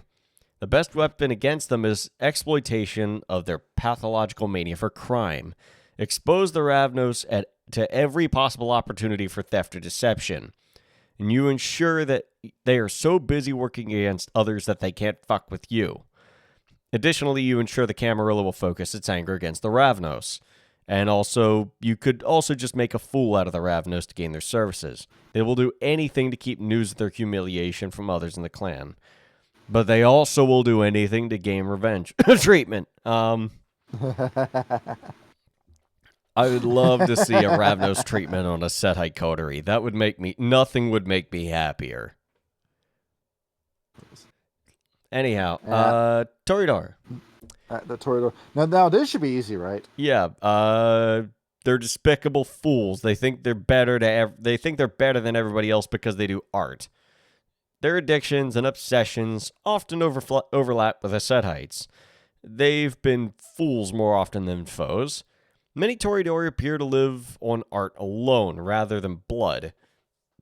Toreador of this nature, the most successful weapon against them, destroy their art. Fuck with their art. Or encourage a Ravenos to replace their precious art collection with forgeries. Another weapon of use against the Toreador, strong passions which exist between the peers of his clan. Encourage the Toreador to humiliate another, half your work's already done. The wounded party is likely to make any deal in order to gain satisfaction. Just show up to the party, be friendly to her, and spread more dissent than a year of covert campaigns. Just show up, pour the right amount of honeyed words filled with poison into somebody's ear, and then the infection spreads. Then we've got... That sounds easy enough, right? Because art is life to the Toreador. So what's our life going to be if you tear that down? Absolute shambles. Just revert back to Dadaism, and then, eventually they'll step into the sun. Tremere, so obsessed with gaining power that they often make bargains with us unheeding of any consequences. Exploit their lust for power, flatter them, and the Tremere become your tool as you see fit. By corrupting a Tremere, a Tremere situated high in the hierarchy, one can spread waves throughout everything below him and just topple over the laughably flimsy pyramid that is the Toreador or Tremere power.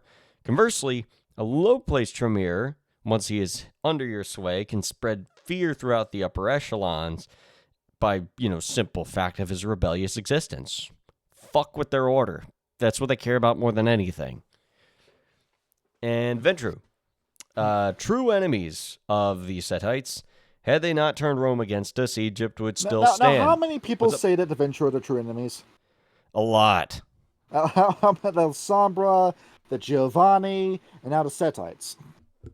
Well, yeah, basically. Like the Ventru make a lot of enemies simply by nature of the fact that they're on top of the pyramid right now. Now between the three, the only threat that the Ventru recognizes is the Giovanni, and that's it. Well, yeah, the Giovanni are a pretty well-established threat. Yeah, the money. Money. Money. They're butthurt about Rome and Egypt and all that. They are likewise blinded by their lust for power. To gain advantage over the Ventru is easy. Just play upon their love of pomp and grandeur, of the trappings of power. They'll be so obsessed with the appearance that the real power can be diverted away where it's more useful. Their weakness lies in their rarefied tastes.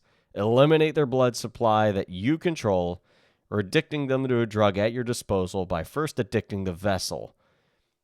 That's terrifying, but a brilliant plan. Anyhow, the Camarilla in general, it's an organization of fools. Their masquerade serves just to conceal us, our actions, from the mortal world, as well as from the damned. They're so busy bitching among themselves that, they don't even notice the Setites moving through the shadows, tearing everything apart. Don't forget that the Camarilla is a tool of the antediluvians, the Master's sworn foes, and our own, and they refused to join the Camarilla when it was formed for fear of doing so would strengthen their enemies.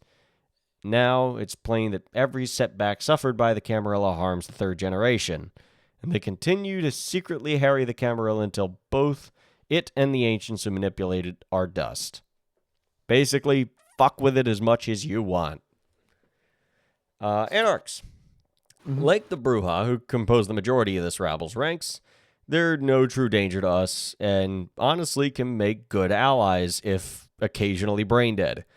Though they do fear the Setites, they are inclined to trust them, or at the very least parley, because they stay separate from the Camarilla. The Jihad stands much to gain from their bloody rebellion. And then the Sabbat. They foolishly insist that Set is as much their enemy as are the antediluvians. They are correct. The Sabbat, once again, are fucking right.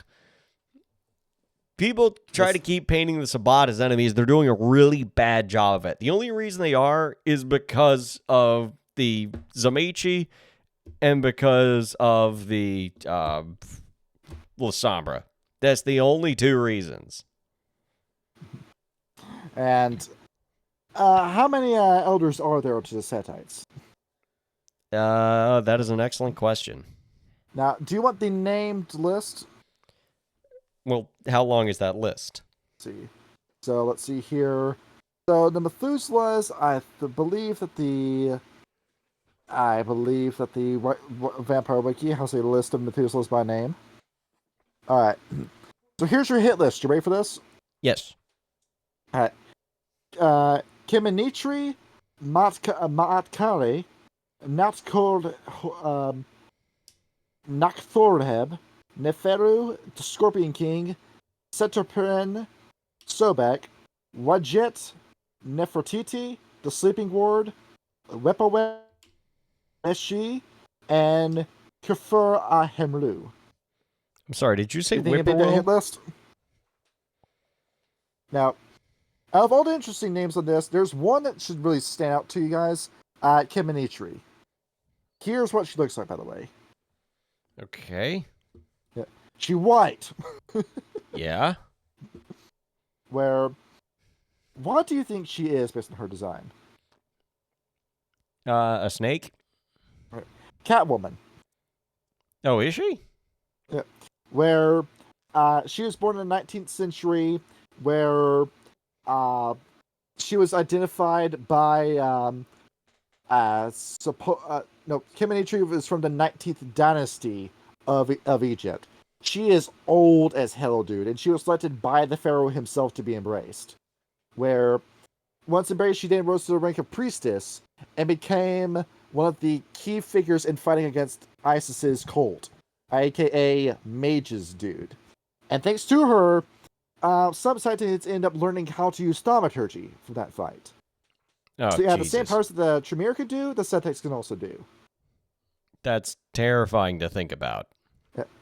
And to try to like summarize the story short, she's pretty much a key figure in pushing the Cult of Isis into obscurity, and she's still around. She's still alive. Well, there's a reason she's on the hit list. Absolutely, and the number of books that she's in, Dread Names, The Red List, Kindred Most Wanted, and The Fall of London are the books that she's in. And so she's pretty prolific as far as Setites go. And to explain this stat mark to you, there's actually 2 of these. See, let's read this one. All right. Okay. Generation 4 embraced, what was this? 1322 BC. Forever 27. 7 strength, 9 dexterity, 8 stamina, 8 charisma, 9 manipulation, 8 appearance, 6 perception, 8 intelligence, 8 wits, 2 alertness, 6 sprawl, dodge 8, empathy 5, interrogation 5, intimidation 7, leadership 6, masquerade 4, streetwise 4, subterfuge 8, crafts 3, animal kin 2, disguise 3, drive 3, etiquette 4, herbalism 3, melee 4, performance 8, research 6, stealth 5, survival 5, computers 2, cryptology 2, history 6, investigation 7, lore 7, linguistics 8, mage lore 4, medicine 3, occult 7, politics 5, science 3, death magic 4, theology 2.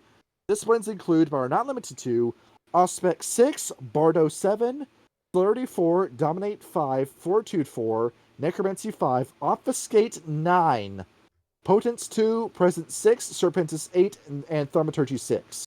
The thaumaturgy paths in question being the path of corruption, path of blood, lure of flames, movement of mind, path of conjuring, elemental mastery, and weather control. Well, I'm gonna need a bigger gun. Exactly, and thanks to blood potency, I think she can use around 5 disciplines in one turn. Fuck. And a lot of those don't require blood. Forget the rocket She launcher. is I'm gonna the blow her endgame up. boss. Holy Yes. shit. Yeah, ludicrously powerful, dude. I'm really glad that I've stacked in fortitude. And there it is. Just I generated a video where we were doing this. I turned Rudy's Holland's cigarette into a lollipop. Oh God. But Anyhow, I digress. But yeah, relationships. the Sabbat have a job worked out cut out for them, because you notice how ludicrously powerful the Methuselah are, because these are people that Set has handpicked to be his high priests, and he has oversaw their development. They're very close to Set in power. I'm terrified beyond all rational thought. It is. And on top of that, they've already seen Set go down once.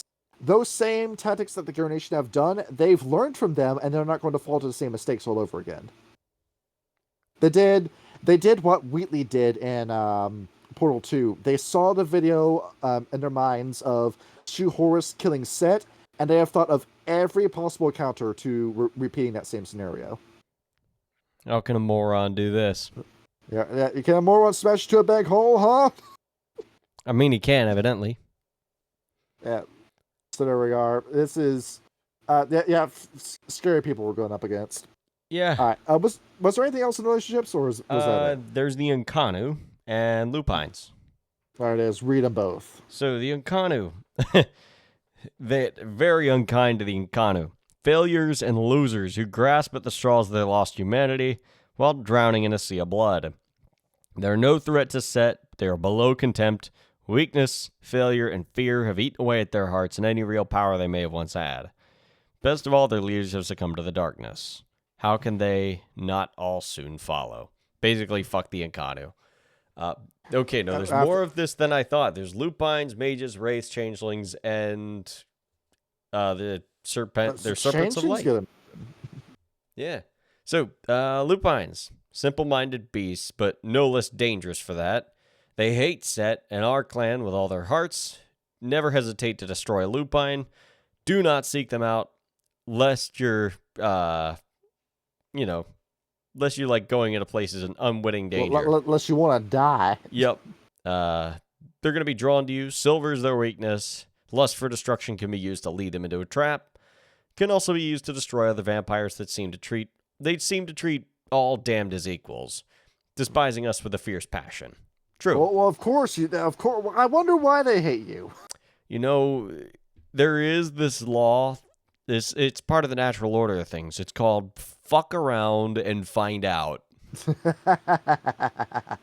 And the Setites seem to have made that their permanent vocation. All they do is fuck around and find out. Huh. Anyhow, mages. Most mages can be easily corrupted despite their powers. Their weaknesses are all human weaknesses. The path towards enlightenment is long and hard. Offer them rest and recreation along their way. Wraiths. The restless dead crave emotional satisfaction and physical experience, and they are often in a position to offer them that chance. Give them a soulless body to possess. Allow them to feed upon the hate and fear which released at your temple during cult rituals, and you'll gain a wraith's gratitude eventually. It'll be obligated to you.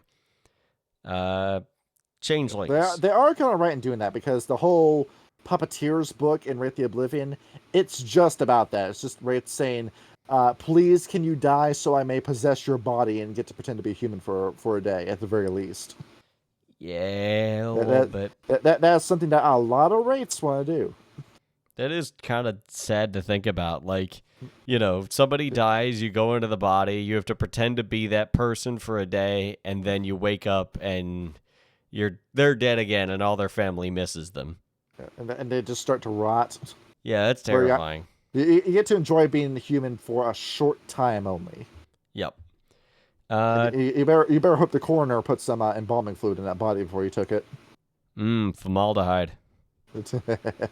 Changelings. Unguessable motives and alien minds make them fey unpopular and untrustworthy. They are better ignored than parlayed with, and better yet, destroyed. They really don't like changelings. It's chaos. Can I control chaos, you're telling me? Wow, it's almost like the changelings have, unveiled a complete flaw in the whole Setite ideology. They prove to be too wacky and crazy for the Setites. Which is hilarious in a statement. And now, I'd love to see that exchange. Like a puka just playing jokes on a Setite. You won't stop bouncing off the walls. We're trying to tell you something serious here. No, I'm playing into grass. Imagine trying to tell a red cap about Set. The red cap will just bash his head in. Yeah. It's like, bored now. Boom. You want to discuss theology with a red cap? It's not going to go well. Blame it, right. It doesn't go well. Even after a couple of drinks, Donnie just gets bored and starts throwing things. Anyhow, Serpents of Light, the Sabbat anti-tribute. Although few followers are said to have been embraced by the Sabbat, those few who have are a danger and a menace to everything they stand for. Serpents of Light are vigorously opposed to the antediluvians. Unlike themselves, they would like to destroy Set as well. Again, the Sabbat are correct. Their clan and their own are endlessly opposed, of course. Some Sabbat scholars, particularly the Nahdists, see this struggle as a modern reflection of the primal sibling rivalry which cursed Cain. Between the battle between Setites and Serpents might lie omens predicting the destiny of vampires as a whole. Such considerations are essentially lives, serving only to glorify. You just shut the fuck up. Serpents Light fight against the infernal corruption which permeates the Sabbat, just as they war against the corruption spread by your own clan. Okay, Sabbat is based again. Many Serpents of Light join the Sabbat Inquisition and are its most faithful servants. many more of them have, been corrupted by the Diabolists and work to destroy the Sabbat from within. Like us, the Serpents of Light are hated and feared more by their own kind than by their enemies. Only through their faithfulness and devotion to the sect can the Cobras seek to win the Sabbat's full trust and approval. And they cannot allow that under any circumstances, because then they'll undermine their whole bullshit ideology. Where a Serpent of Light is arguably worse than a Setite. And the way I've been portraying Setites in my games, that's how you're supposed to portray a Serpent of Light. Because these are guys that do exactly what the Setites do, but for themselves. They don't believe in the mission, where corruption is just the end by this point. And they're not trying to convert people, they're just out trying to satisfy themselves. Feast on the delights of this world is the mission of the Serpents of Light. And they're doing this to spite the spider. They're saying, Set's trying to do this in spite of God, we're doing this in spite of the idea of Set. They deny his divinity and sometimes deny his status as an antediluvian. And just do what they want to do because they can. Yeah, so it's just worse in every conceivable way. Absolutely. So, do you want to deal with an amoral alien religion like the Setites, or do you want to deal with nihilistic hedonist like the Serpents of Light? Personally, I think everybody involved in this story should die. Absolutely. Yeah.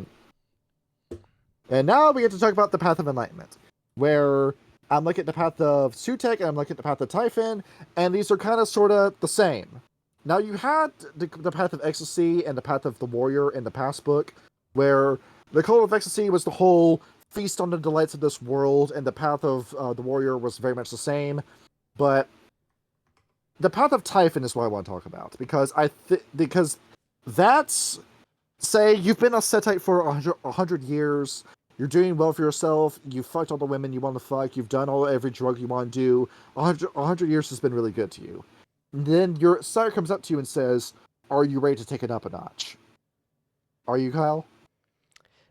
I never am, but let's see it.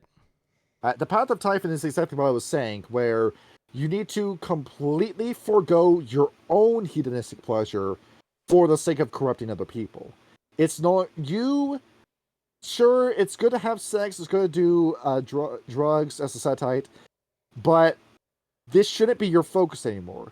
You need to focus less on your own happiness, and you need to get ready to play hardball and bringing Set back into reality. So its entire path based around you have got to quit caring about yourself and care more about corrupting other people. Where one of the highest sins on this on this path is pursuing one's own indulgences instead of another's. Okay. Where this is the serious Setite who is ready for Set to come back to the world, and they're an accelerationist, a Gehenna accelerationist who's actively trying to revive Set. That's the plan for these guys. Well, Where didn't we fight only them in the in New York? You did. Okay, good. I'm glad we killed them. And the only time that a Setite on the Path of Typhon is having sex or is doing drugs is if they're doing it with the person that they're currently corrupting. So, yep. Kyle for Rage Cross Miami, Nozomi is one of these guys. So, yeah. Wait, I thought Nozomi was only in it for just like the hell of it. Where that's part of it too, but his whole disenfranchisement is that he begins to feel just how empty being a Setite is, where he's beginning to realize that that he was lied to as part of his character arc, and then begins to say, "Excuse me, you don't actually believe in what you're peddling me. I believe in this better than you do," and it is part of this whole ideology war between him and the Setites. Oh, but of course we do. We embraced you, didn't we? We taught you all the cultish rituals and all the things that we do. You have given me knowledge. You have given me many things during my life with you. But I know this doctrine better than you do. See, I'm actively trying to revive Set. What have you done in the past few years? We have done his bidding as we always have. We cannot. I can't think of monologues right now. I stole the drugs, the cocaine in the briefcase, so I could give it to my friend. What, you were just going to use it for yourself. That's why I stole it. So Bro, what is that accent? that is him being Nozami. I watched a whole bunch of Takashi Miike videos, and that's where I got that accent from. Bro, you sound like a cocaine German addict. Gotta do the whole Pike accent, right? Yeah, with the monotone. Boy, It works great. And it kind of sounds like Borat. so, it's very nice. Like I said, do you Very like nice. him too? This is Kemet. He is the head priest of the sect of Setites. He is a pain in my looking for the assholes. crime of set. Stupid. It is. This is what we're gonna have to put up with in Miami. Mark's sick. And what else do we have? Shall we talk about Serpentis now? Yes, the cool snake power thing. All right. The snakes. Let's talk about the snakes. H3B, do you want to go over what Serpentis does? Yes, just give me a second. There it is. You read the description, and then I'll read the system. All right. I can read a lot more if you want. By the way, All right. Do you want to do the whole thing then? if you want. All right. Let's start with number 1. The Eyes of the Serpent. Eyes of the Serpent, a level 1 power. This power grants the vampire the legendary hypnotic gaze of the serpent. The kindred's eyes become gold with large black irises, and mortals in the character's vicinity find themselves strangely attracted to him. A mortal who meets the vampire's beguiling gaze is immobilized until the character takes his eyes off his victim. The person is frozen in place. System. No roll is required, but this power can be avoided if the mortal takes care not to look in the vampire's eyes. The vampires and other supernatural creatures can also be affected by this power if the Canaanite's power succeeds on a willpower roll difficulty 9. If attacked or otherwise harmed, the supernatural creature can spend a point of willpower to break the spell. Note, this is different than normal eye contact. The target must be able to see the vampire's eyes for the eyes of the serpent to work. That's terrifying to think about. You just make eye contact with the Setite and you're frozen in place. Basically like a Medusa's gaze, but instead of turning to stone, you're just paralyzed. It makes something else hard if you catch her drift. Oh, God damn it. Okay. I don't know why, but all right. And the women were just attracted to me. And I'm not that bad looking of a guy, but it was almost embarrassing. Just up throwing themselves at me. They strangely became statues. They were so attracted to me. I have no idea what the original content of it is. It's just like Alex Jones talking about like all these women throwing themselves at him. I think he's insane. Yeah. Have you seen what he looks like lately? He's funny. Isn't like he? The skin is linking to his skull like nothing else. Dude, one of my friends sent me a picture of him, and he looks like Baron Harkonnen from Dune. Bro, he looks like a commissar in 40K. The man ain't doing well. He lost InfoWars. What happened to him? You really did. Yes. All right.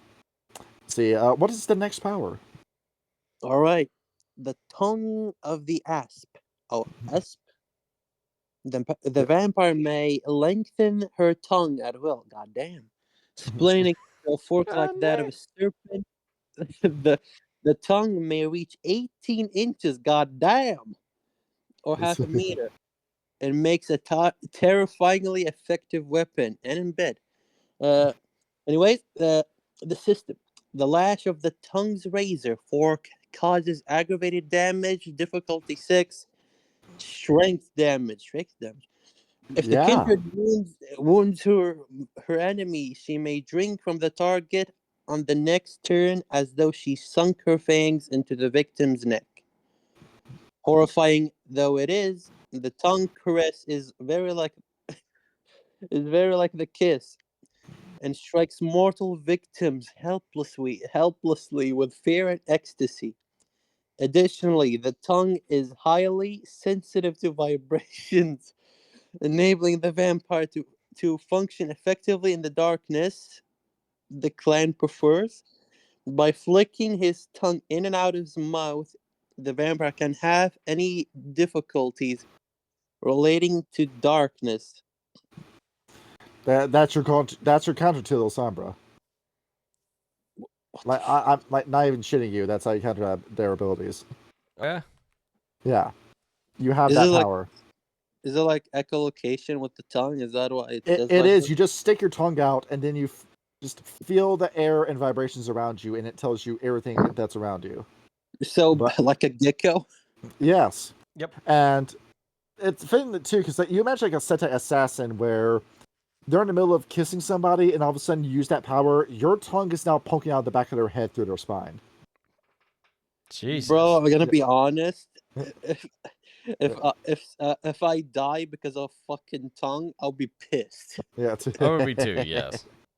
Yeah, you just got killed by a fucking tongue. Like, It's oh, come it's on, like bro. that. It's like that metal.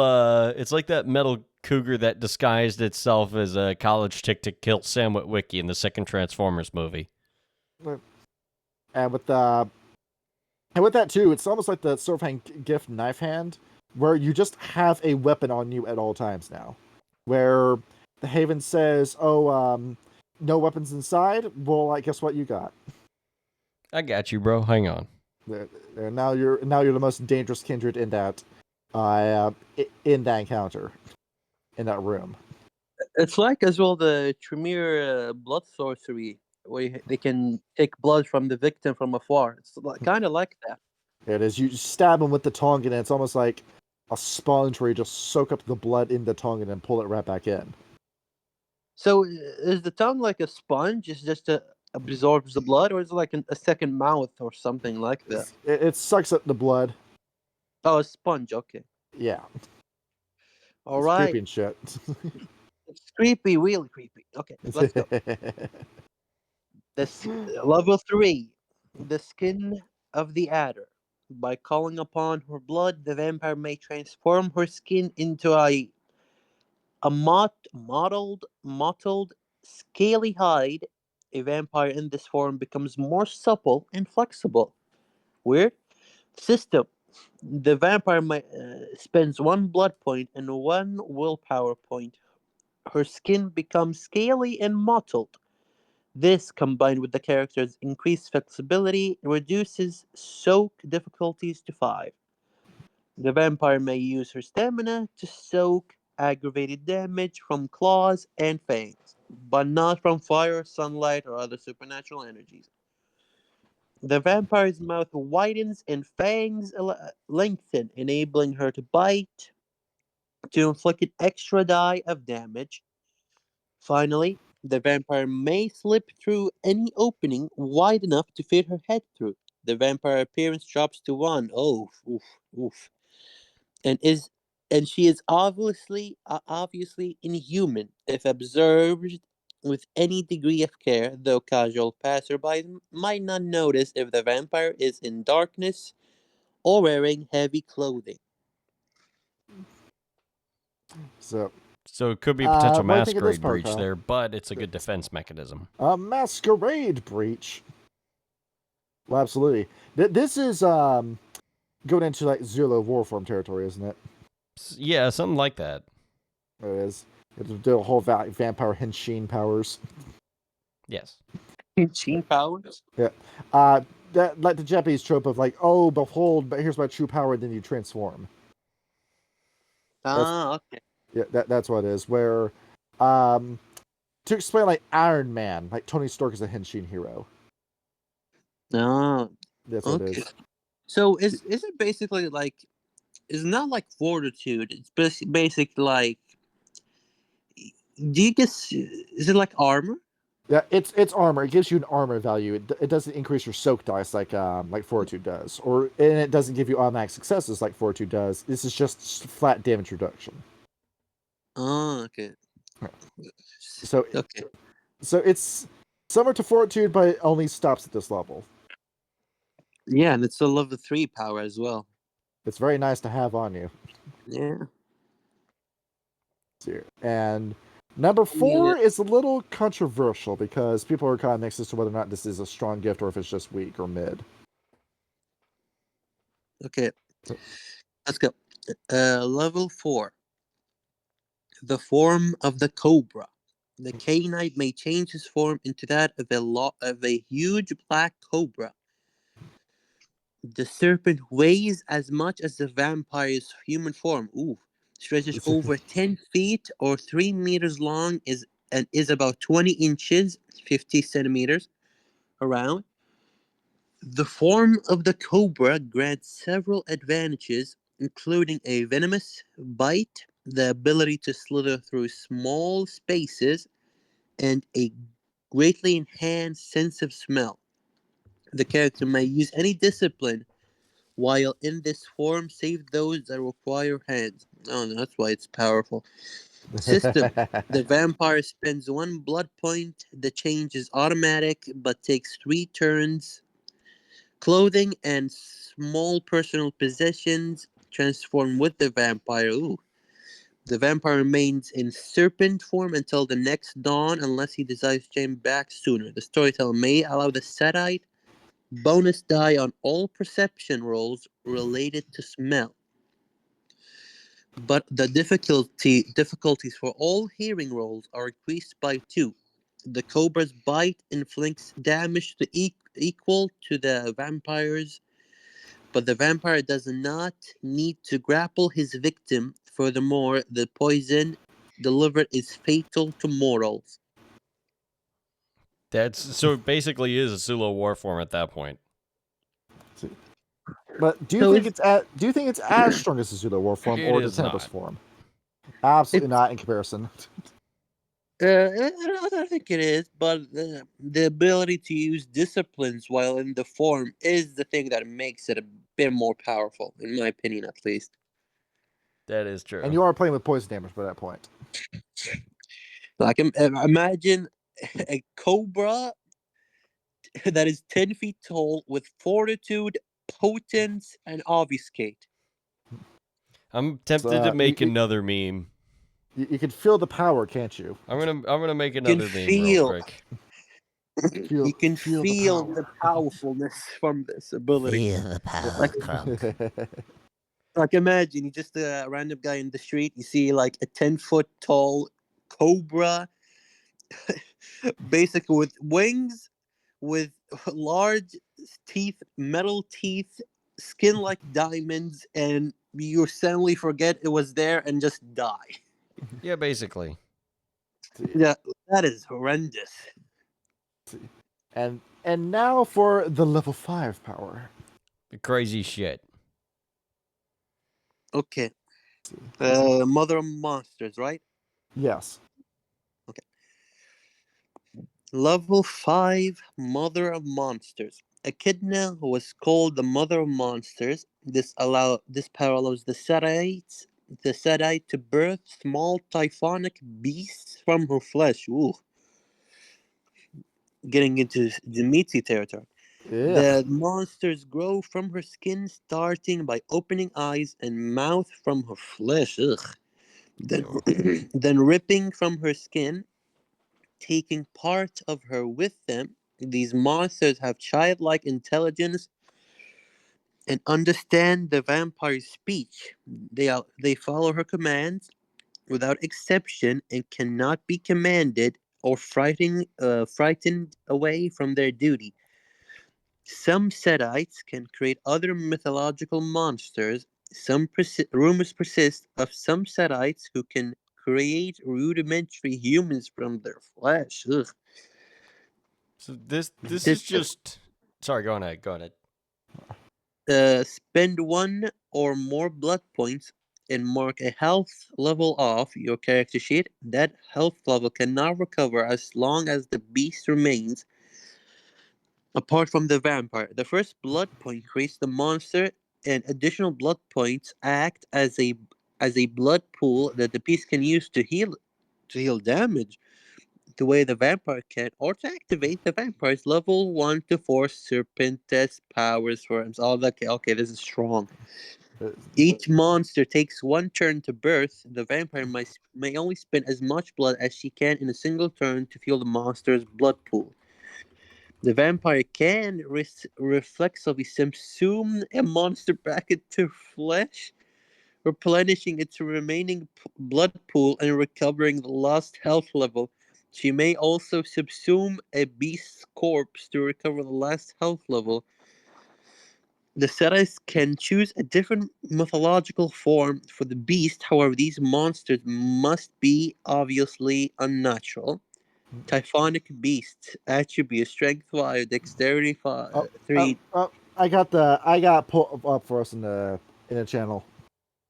Is that Kyle? If you would put that stop block on the screen. Yes. This right here. That's. There it is. How many of these can you make? As long as you got blood. Oh As shit! long as this is horrendous, bro. Holy fuck. There it is. You just reach to yourself, you pull a little demon baby, and you throw it at the enemy. I know, but then you've got. Then it shares the vampire's celerity, fortitude, and potence. So you could just you could horde mode these things if you were playing a Setite. That's terrifying. So I told you that the meta that nobody pays attention to is that Giovanni making it with summoning zombies. Is it just what your economy turns into? This is the meta. This is the meta build right here. I agree. This is pretty busted. And not just the 3 disciplines, they have as well Serpentis with their powers they can use. And along with it, it's a massive masquerade breach. But if you're doing vampire to vampire dust-ups, this is going to solve that very quick. Yeah, bro, this is like a boss power. Like, imagine you just spawn these beasts. They have eyes of the serpent, skin of adder, form of the cobra, typhonic avatar, and with celerity, fortitude, and potence. And that's what you got coming your way after you. That is like a boss. Like that is like a Methuselah Yeah, boss. it's kind of fucked. There it is. A very underwhelming level 4, a very strong level 5. Alternatively, you could take Heart of Darkness instead. Where, to very quickly summarize this, because it's a lot of flavor text for one very simple thing, it allows you to reach into your chest, pull out your heart, and put it on a table and just be fine. Where you can be tortured by staking, I think. You can just remove your weakness to staking. Because after you pull out your heart and somebody stabs you in the chest, oh, you're not paralyzed. Uh-oh. And then somebody has to go out of their way to find your heart and stake it, but you can hide that anywhere. And it takes no roll and no expenditure of blood points to use this. But at this point, the heart becomes basically like a phylactery from liches. If somebody burns the heart, the vampire dies. Exactly. But you just gotta find that heart first. Like the biggest weakness and the biggest strength. And then your level 6 powers involve Cobra Fangs, where behold, your kiss is now poisonous. Divine Image, where you can take on the same level of charisma as Set. Form of the Storm, where you can turn yourself into a literal fucking storm. That's kind of how the fuck do they get So, that? Oh wait, that's probably from the other. That's probably from the other chick. That's what happened. And then is it like Hakeem's power, like Form of the Storm? yes, like that. Yeah, you become the sandstorm, but with you it's thunder and lightning. Oh fucking hell, bro! And then level 8 to get into Cerberus's Fury, where behold, you want 2 more heads on your Serpentis form? Guess what? You can. That's actually kind of sick. I'm not gonna lie. They receive an additional full action per turn. Whoa, this is actually busted. It is. Heart Thief, where you can just do Kano's Fatality for Mortal Kombat and just rip a vampire's heart out of his chest if you just roll a measly 3 successes on Exterdian Brawl. Fatality. Kano wins. And then you get the absolutely crazy shit like Godhead, where, if I may read this one verbatim, this fearsome ability gives the Setite the mantle of a god. While most Setites manifest this power by adopting the head of beasts similar to Egyptian gods, every Setite manifests Godhead differently. Some grow a meter in height, some adopt glistening gold flesh. Regardless of the manifestation, it is always obvious and awe-inspiring. Spend 3 blood points and wait a turn. When purchasing Godhead, determine the specific effects. You may purchase other Godhead forms as an additional 9-point power. Divide the character Serpentis dots among her attributes, with no more than half going to a single attribute. These can raise the vampire above her normal generational limits. Godhead also allows an additional effect, but must be decided with the storyteller upon choosing the power.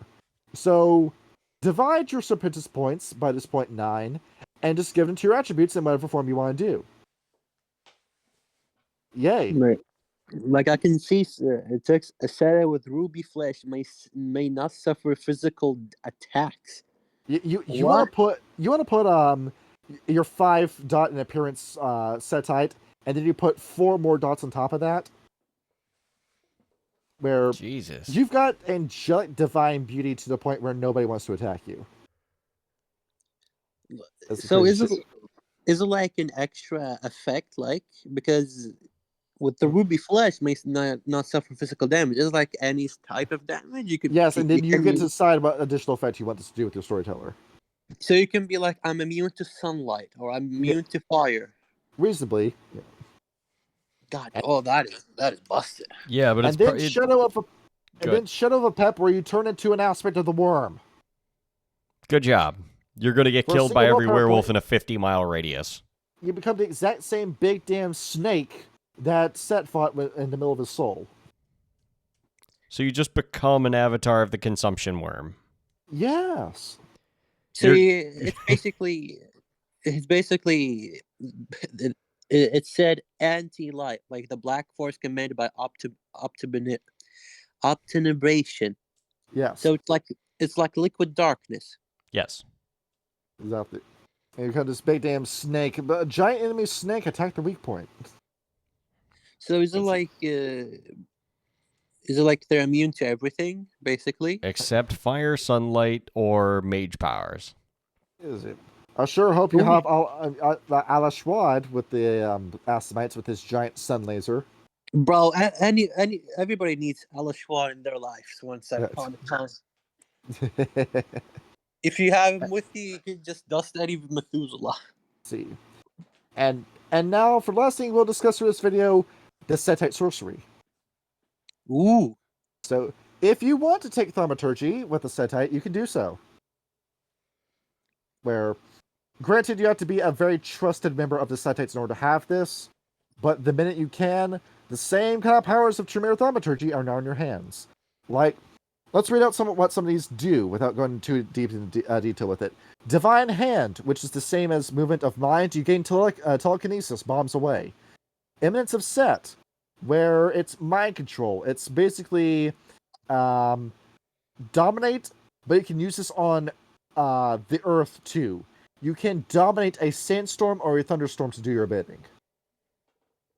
Yes, you heard that right. Oof. That's Jesus. See, the Path of Duat, which is very similar to Demontation in many ways. Make a guy go insane from fear. And if you stare at a vampire hard enough, you can put him into torpor just by looking at him. You can give him the stare of death. You can. See, Path of the Dry Nile, where it causes you to see everything as disgusting and eventually pushes you into unaliving depression. Holy shit. Revelations of Duat, it's necromancy. It's basically necromancy, bombs away. Is what that does. Revelations of Eden, where you get to destroy a vampire's willpower, morality, self-control, demeanor, or nature rating by looking at them. Basically, they become a white if they use this power on them. Yes. Revelation of Midgard, it's healing. And Snake Inside. What this does is more associated with the Serpent of Light. But what does it do? It makes you horny.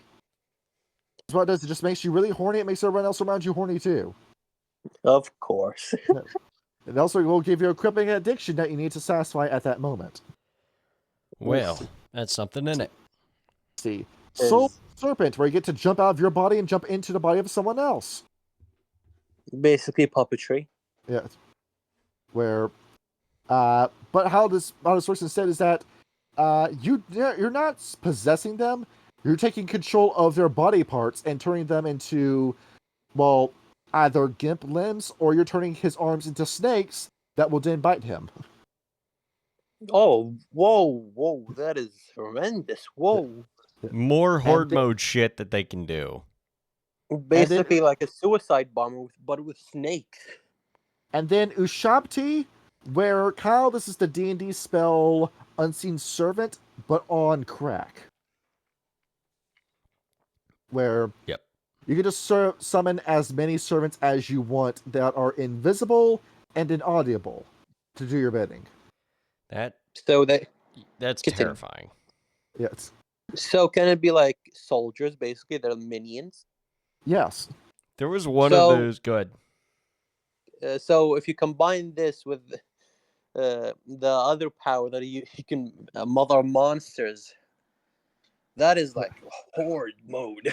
You can also have your servants just walk around with bombs in their hands. They'll just walk up behind the people that are invading your haven and then just blow up. Imagine jihadi. Yeah, imagine if we had these in fucking in Las Vegas by night at the Church of Satan. Where that would have been terrifying. The uphill battle that would have been. I mean, it was already a bit of a fight, that one there. So, and then other paths can you attack them? The unseen servants? Can you attack them, or just the invincible? Well, you gotta find them first. But yes, they die very quickly if you manage to find them. Okay, they're just invisible and strong. That's it. Yeah. And then other paths they have, they're identical to Tremere paths. Alchemy, Path of Conjuring, Path of Corruption, Path of Curses, Focused Mind, Path of Mars, which I'm very excited about, Path of Master of the Moral Shell, Path of Spirit Manipulation, Weather Control, and Element Mastery. Absolutely crazy shit you can do with this power. Oh, they're very strong, especially if they're an elder. That you may discuss this with your ST, whether or not you want to have your Setite player have this level of power. It depends on how long the game goes for. There. And lastly, let's do mixing splats. You got an idea for mixing splats? I mean, the Silent Stride is the obvious choice here, but I already said it earlier. I think it'd be absolutely hysterical to just have a bunch of changelings just fuck with Setites. You got these guys. It's two different cases of Peter Pan syndrome, where the changelings want you to be a kid forever, while the Setites want you to be disgusting and chaotic with them. Yeah, but I'd like Changeling Chaos a lot more. It's more fun. It's like Changeling Chaos is half right. Yep. Change is good. Changeling Chaos is like kind of like a Looney Tunes episode at that point. But imagine a Changeling Dreaming game where your antagonist, Changeling, is a member of the Shadow Court that used to be Seelie, and the reason he changed was because a Setite corrupted him. That is terrifying. Where he went from being a kid's entertainer to being a child killer. So John Wayne Gacy. Yes. Bro, I don't know who that Setite is, but that Setite who corrupted the Changeling is fucking insane and powerful. Or a Changeling, or a Setite that's going around finding people that are going through the chrysalis and intentionally turning them into Dantain, aka changelings that hunt down other changelings and kill them. What? How? What? They convince the changeling going through chrysalis that this is a mental illness, and they have the power to detect people with that mental illness. So they then order them to go around and find other changelings and kill them, because they believe that they're trying to destroy the world or corrupt the children or Peter Pan them away to Neverland or whatever reason that Dante's coming to kill you for. So what? I thought Dante were they like Nefandi, where their soul is fucked. No, the Dante are changelings that kill the changelings. Oh, I thought they were like had their souls fucked up to be evil. Yeah, that's the Thalane. Oh, okay, Yeah. okay. Oh, so you still basically gaslight them until they believe you, and they start becoming like killers, basically. Or if you want to get the Fomorians involved in your changing game, have a group of nightmares that are convinced that Set is a Fomorian, aka Kyle. When we talk about Fomori, Yes. you have like the weak BS Fomori in Werewolf, and then you have the concepts of mortal fears brought to life in Changeling. Yeah, so like the demons from Chainsaw Man. Have you gotten to the Darkness level in Chainsaw Man? I have not, because I don't read. That's a manga fight where the heroes don't win, they survive that fight. Where Chainsaw Man's got a very good power ceiling because there's just some enemies that Denji just cannot win against because they're just too strong. Well, at least he knows that. You have a case like that where you have a group of nightmares trying to instill the idea of Set, and then in order to accelerate Gehenna and revive Set. Imagine that coming into your story. That'd be fucked. Let's see, That'd be awesome and fucked. See, with Werewolf the Apocalypse, what if we had a Setites where you're playing as Setites and the Black Spiral Dancers are your enemy for that game? Really? How would that go about? Where the Setites look at the Black Spiral Dancers and think, oh, you're trying to corrupt stuff? Yeah, it sounds like something we would like. And it's like pollution and that kind of shit, like nuclear shit. Not really what we had in mind, but I guess you're causing change. And then it turns out the Black Spiral Dancers don't believe in anything, they're just destroying shit. And the Setites look and say, okay, we thought we could have had a relationship going on here, but you're just a mindless beast that wants to cause misery for the sake of misery. We can't work with you. Yep, and then they're like, oh, well, they're no fun. Let's go kill them. Yeah, debatably, the Setites are better people than the BSDs. They do the same thing, but for different reasons. Yeah, the Black Spiral Dancers just do it because they hate other people and they hate themselves. Yep. And what do you think would be another good werewolf tribe to go up against the Setites? The child... I think maybe... What's up? Continue. The children of Gaia would just be corrupted instantly. Immediately. We already said the Bonars helped the Silent Striders fight Set. Shadow Lords? There you go. That's a good one. Because the Shadow Lord's whole shtick is that they're trying to sucker people into working with them. Basically, it's like, yeah, sure. See, look, we're corrupting people. Help us. Help. They basically would have the Setites on as consultants. I think I mentioned this the first time we talked about the Setites. I swear a Setites versus Fianna game would be fantastic. I'm still a little confused at that. It's because the Fianna are lying to themselves, trying to say everything's all right, gotta get it gripped, everything's not as bad as we think it is. They're writing on the wall, apocalypse isn't going to happen. Even though the Fianna, as a tribe, know that the apocalypse is going to happen and they won't survive it. And so everything they're doing in their lust for life is just trying to have as much fun and living their lives the best they can before it ends. So what if a Setite comes in, recognizes the stress that the Fianna is under as a tribe, and offers them a way out? That being do a fuckload of drugs? Yeah, where your Setite is your pusher man that's getting your Fianna into a drunken stupor where he can't get up and fight in the morning because he's just drinking too much. Well, who's enabling the Fianna? The Setite. I mean, I suppose that's fair, but, you know.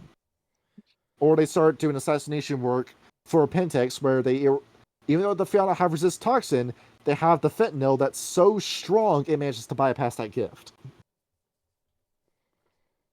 And then the Fianna drops dead before he hits the ground. Basically. And who's the Set who's bold enough to walk to a werewolf and be like, yo, bro, I got you out here? If that werewolf is desperate enough for a good time, he'll take it. Well, I mean, this is... Because as we know, the werewolves are not known for self-control. That's true.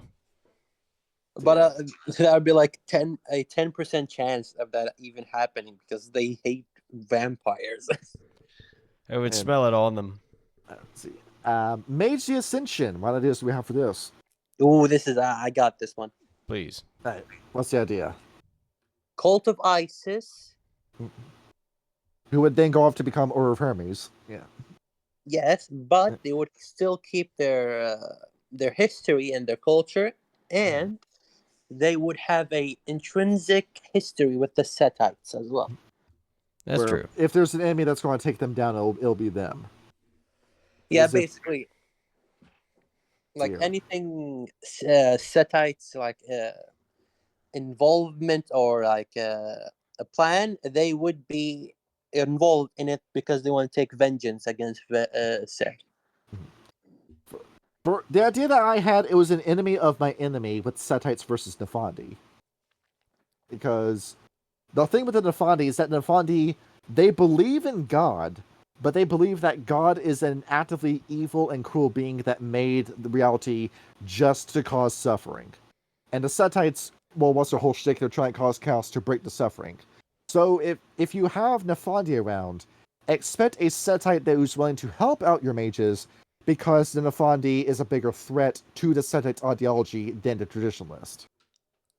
That's kind of interesting to think about, actually. Yeah, besides, because Nefandi. Continue. If the Setites, if the Traditionalists get their way, that's a world that they could conceivably revive Set as well. Yeah, because Nefandi, its mind is too alien at that point. Like they can't be reasoned with. They can't be. They just want death and stuff. You know, we'll get banned if we say on this. Two alien ideologies both fighting against each other, trying to usurp each other. Yep. Yeah, but Nefandi is more alien. More alien, but like their shtick is they believe in something, not just an evil god. They just believe like in the aspects of nothingness and Eviler than thou. not even evil. It's just the concept more eviler. You didn't think I could get worse? I got worse. Yep. After much consideration, I decided to become worse. Wraith the Oblivion. Set is building his paradise in the underworld, bombs away. I think that just wrote your campaign for you. Yep, piece of cake. Yeah, like imagine a campaign. You begin in Chris. I don't know what it's called, but like you begin at the bottom level. You start becoming bigger, and then you learn the conspiracy that there's an antediluvian in the in the underworld building an evil wraith empire. Mm-hmm. That is a plot hook and a half. See, Hunter the Reckoning. The first half of the Hunter the Reckoning game I ran on Friday was Setite based, and that campaign ended with the Setites realizing that there was nothing they could do against the Hunters. They just packed up and got out of there before things got any worse. Basically, yeah, fuck off, get out of our neighborhood. And then the rest of that game was BSD centered. I really gotta make better villains. Let's see. And Demon the Fallen. Demon the Fall. Instant relationship with the Faustians, right? Yes, that's exactly what I was thinking. There it is. Add us to your church's pantheon and we'll help accelerate the revival of Set. So I understand that you want to revive a dead god. Well, that is a tall order, but I believe I might have the material to do so. For a price, of course. Ain't nothing free in this world, is it? Or if you want to completely turn the lore on its head, have it be that a demon has infiltrated the Setites, has taken Set's place, rewrote their history to venerate him, and everything you thought you were doing to revive Set has been a waste of time, or you've been giving power to that demon instead. That's really funny. Oh, that is a plot hook and a half. And now the genie's out of the ball at that case, because that's 9,000 years of worship dedicated to that demon. That is going to be incredibly powerful. Yes, he is. It's basically almost like an archfiend at that point. By that point, it's a devil that's on the same level of power as Belial in Demon Fallen. Jesus. Yeah, bro. Man. I don't know how you stop that thing. Or hell, it could be Belial that would replace him. That would be funny, let's though. see. The Luciferians, do you think they would get along? No, I don't think so. No. Given that Lucifer disagrees with God, but he wouldn't want to see chaos because Lucifer is order perverted. Is Yep. what he is. The Luciferians would be, the Setites' worst enemy. Yeah, because they love mortals as well. Because Lucifer loved mortals. Like Lucifer wants the world to stay the same the way it was. He's trying to do a dollhouse plot instead of the Weaver spray glue plot. The world should be perfect. Let's see, the Cryptics. Well, I'm sure they would be interested in learning if whether or not you could revive Set, or what Set's up to wherever he is. I It is think an enigma for sure. Yeah, I think the Cryptics would just look at the Setites with curiosity. Basically, yeah. If we ever do a Demon the Fallen at some point, I'm torn between playing a Faustian and a Cryptic. And then with the Ravagers and the Reconcilers, both would immediately kill the Setites. Yeah, Yep. Just for two no different shot reasons. to talk to them. Just kill on sight. And with Mummy the Resurrection, well, guess what the main plot of Mummy the Resurrection is? Guess who's the main antagonist of the game? Set. Okay, so incredible, right? Okay, GG, Randy. that's a splats mix for you right there. Yep. All right, and So, I think wait a second. There's one splat we haven't said. what Exalted, No. Kindred of the East. Kuei Jin. Kuei Jin, yes. Let's see, you got an idea for a Setite Kuei Jin plot? See, Setites versus Thrashing Dragons. Could be. Yeah, you know about the Dharmas, right? How they work. I do not know. Now, I'm ideology, not familiar. the most similar one to the Setites would be the Thrashing Dragons. Where, behold, I am a being of power. I've chosen to follow down no particular road, and I'm going to combine all my dharmas and all my human half, my ghost half, my evil and my good into one. And which is in the exact opposite of what the Setites are looking for. And then the one that would be the most similar to them would be the Devil Tiger. Where those are the indulgent kind of Setite Kuei Jin you got going there. So, yeah, have a whole ideology war along with a completely different path system you got going. Yeah, it would be Because neat. the whole goal with the Kuei Jin is reincarnation, where when you reach your max level with the Kuei Jin, congratulations, you'll die, but you get to respawn upon your death. Okay, cool. It's the whole objective with the Kuei Jin is to make sure that the Yama King doesn't get your soul. You're trying to keep the game going for yourself as long as possible. That's the whole end goal with it. It's the same as playing an Eldar or Eldari in Warhammer 40k. You're just trying to prolong your life for as long as possible. Yep. And I believe that's it. Yeah. So the Setites. 3HB, once again, sorry again for forgetting to ping you, and thank you for coming for this episode. Yes. Good to meet you, sir. We're doing the progenitors next week. Cool. That's going to be an interesting one. So we get to talk about big tech, big medicine, big genes. I love big things. Yes. You ready to get your genes ripped out and rearranged? Yes, I would love some Bioshock plasmids. Whatever you. They're the same geniuses that revived the Bunyip. Let's see. All I want is to be able to use my thumb as a cigarette lighter because I think it'll be cool. That was the best part of Burgle C. Yes. All right, so there we go. Bombs away. And now we have the real story of the Setites for reals this time. Yes, we did it right. For real. So I'm just gonna name this. I'm just gonna name this episode Setites. Yes, do that, please. Tight. All right. Good night, everybody. All right, GN. Good news.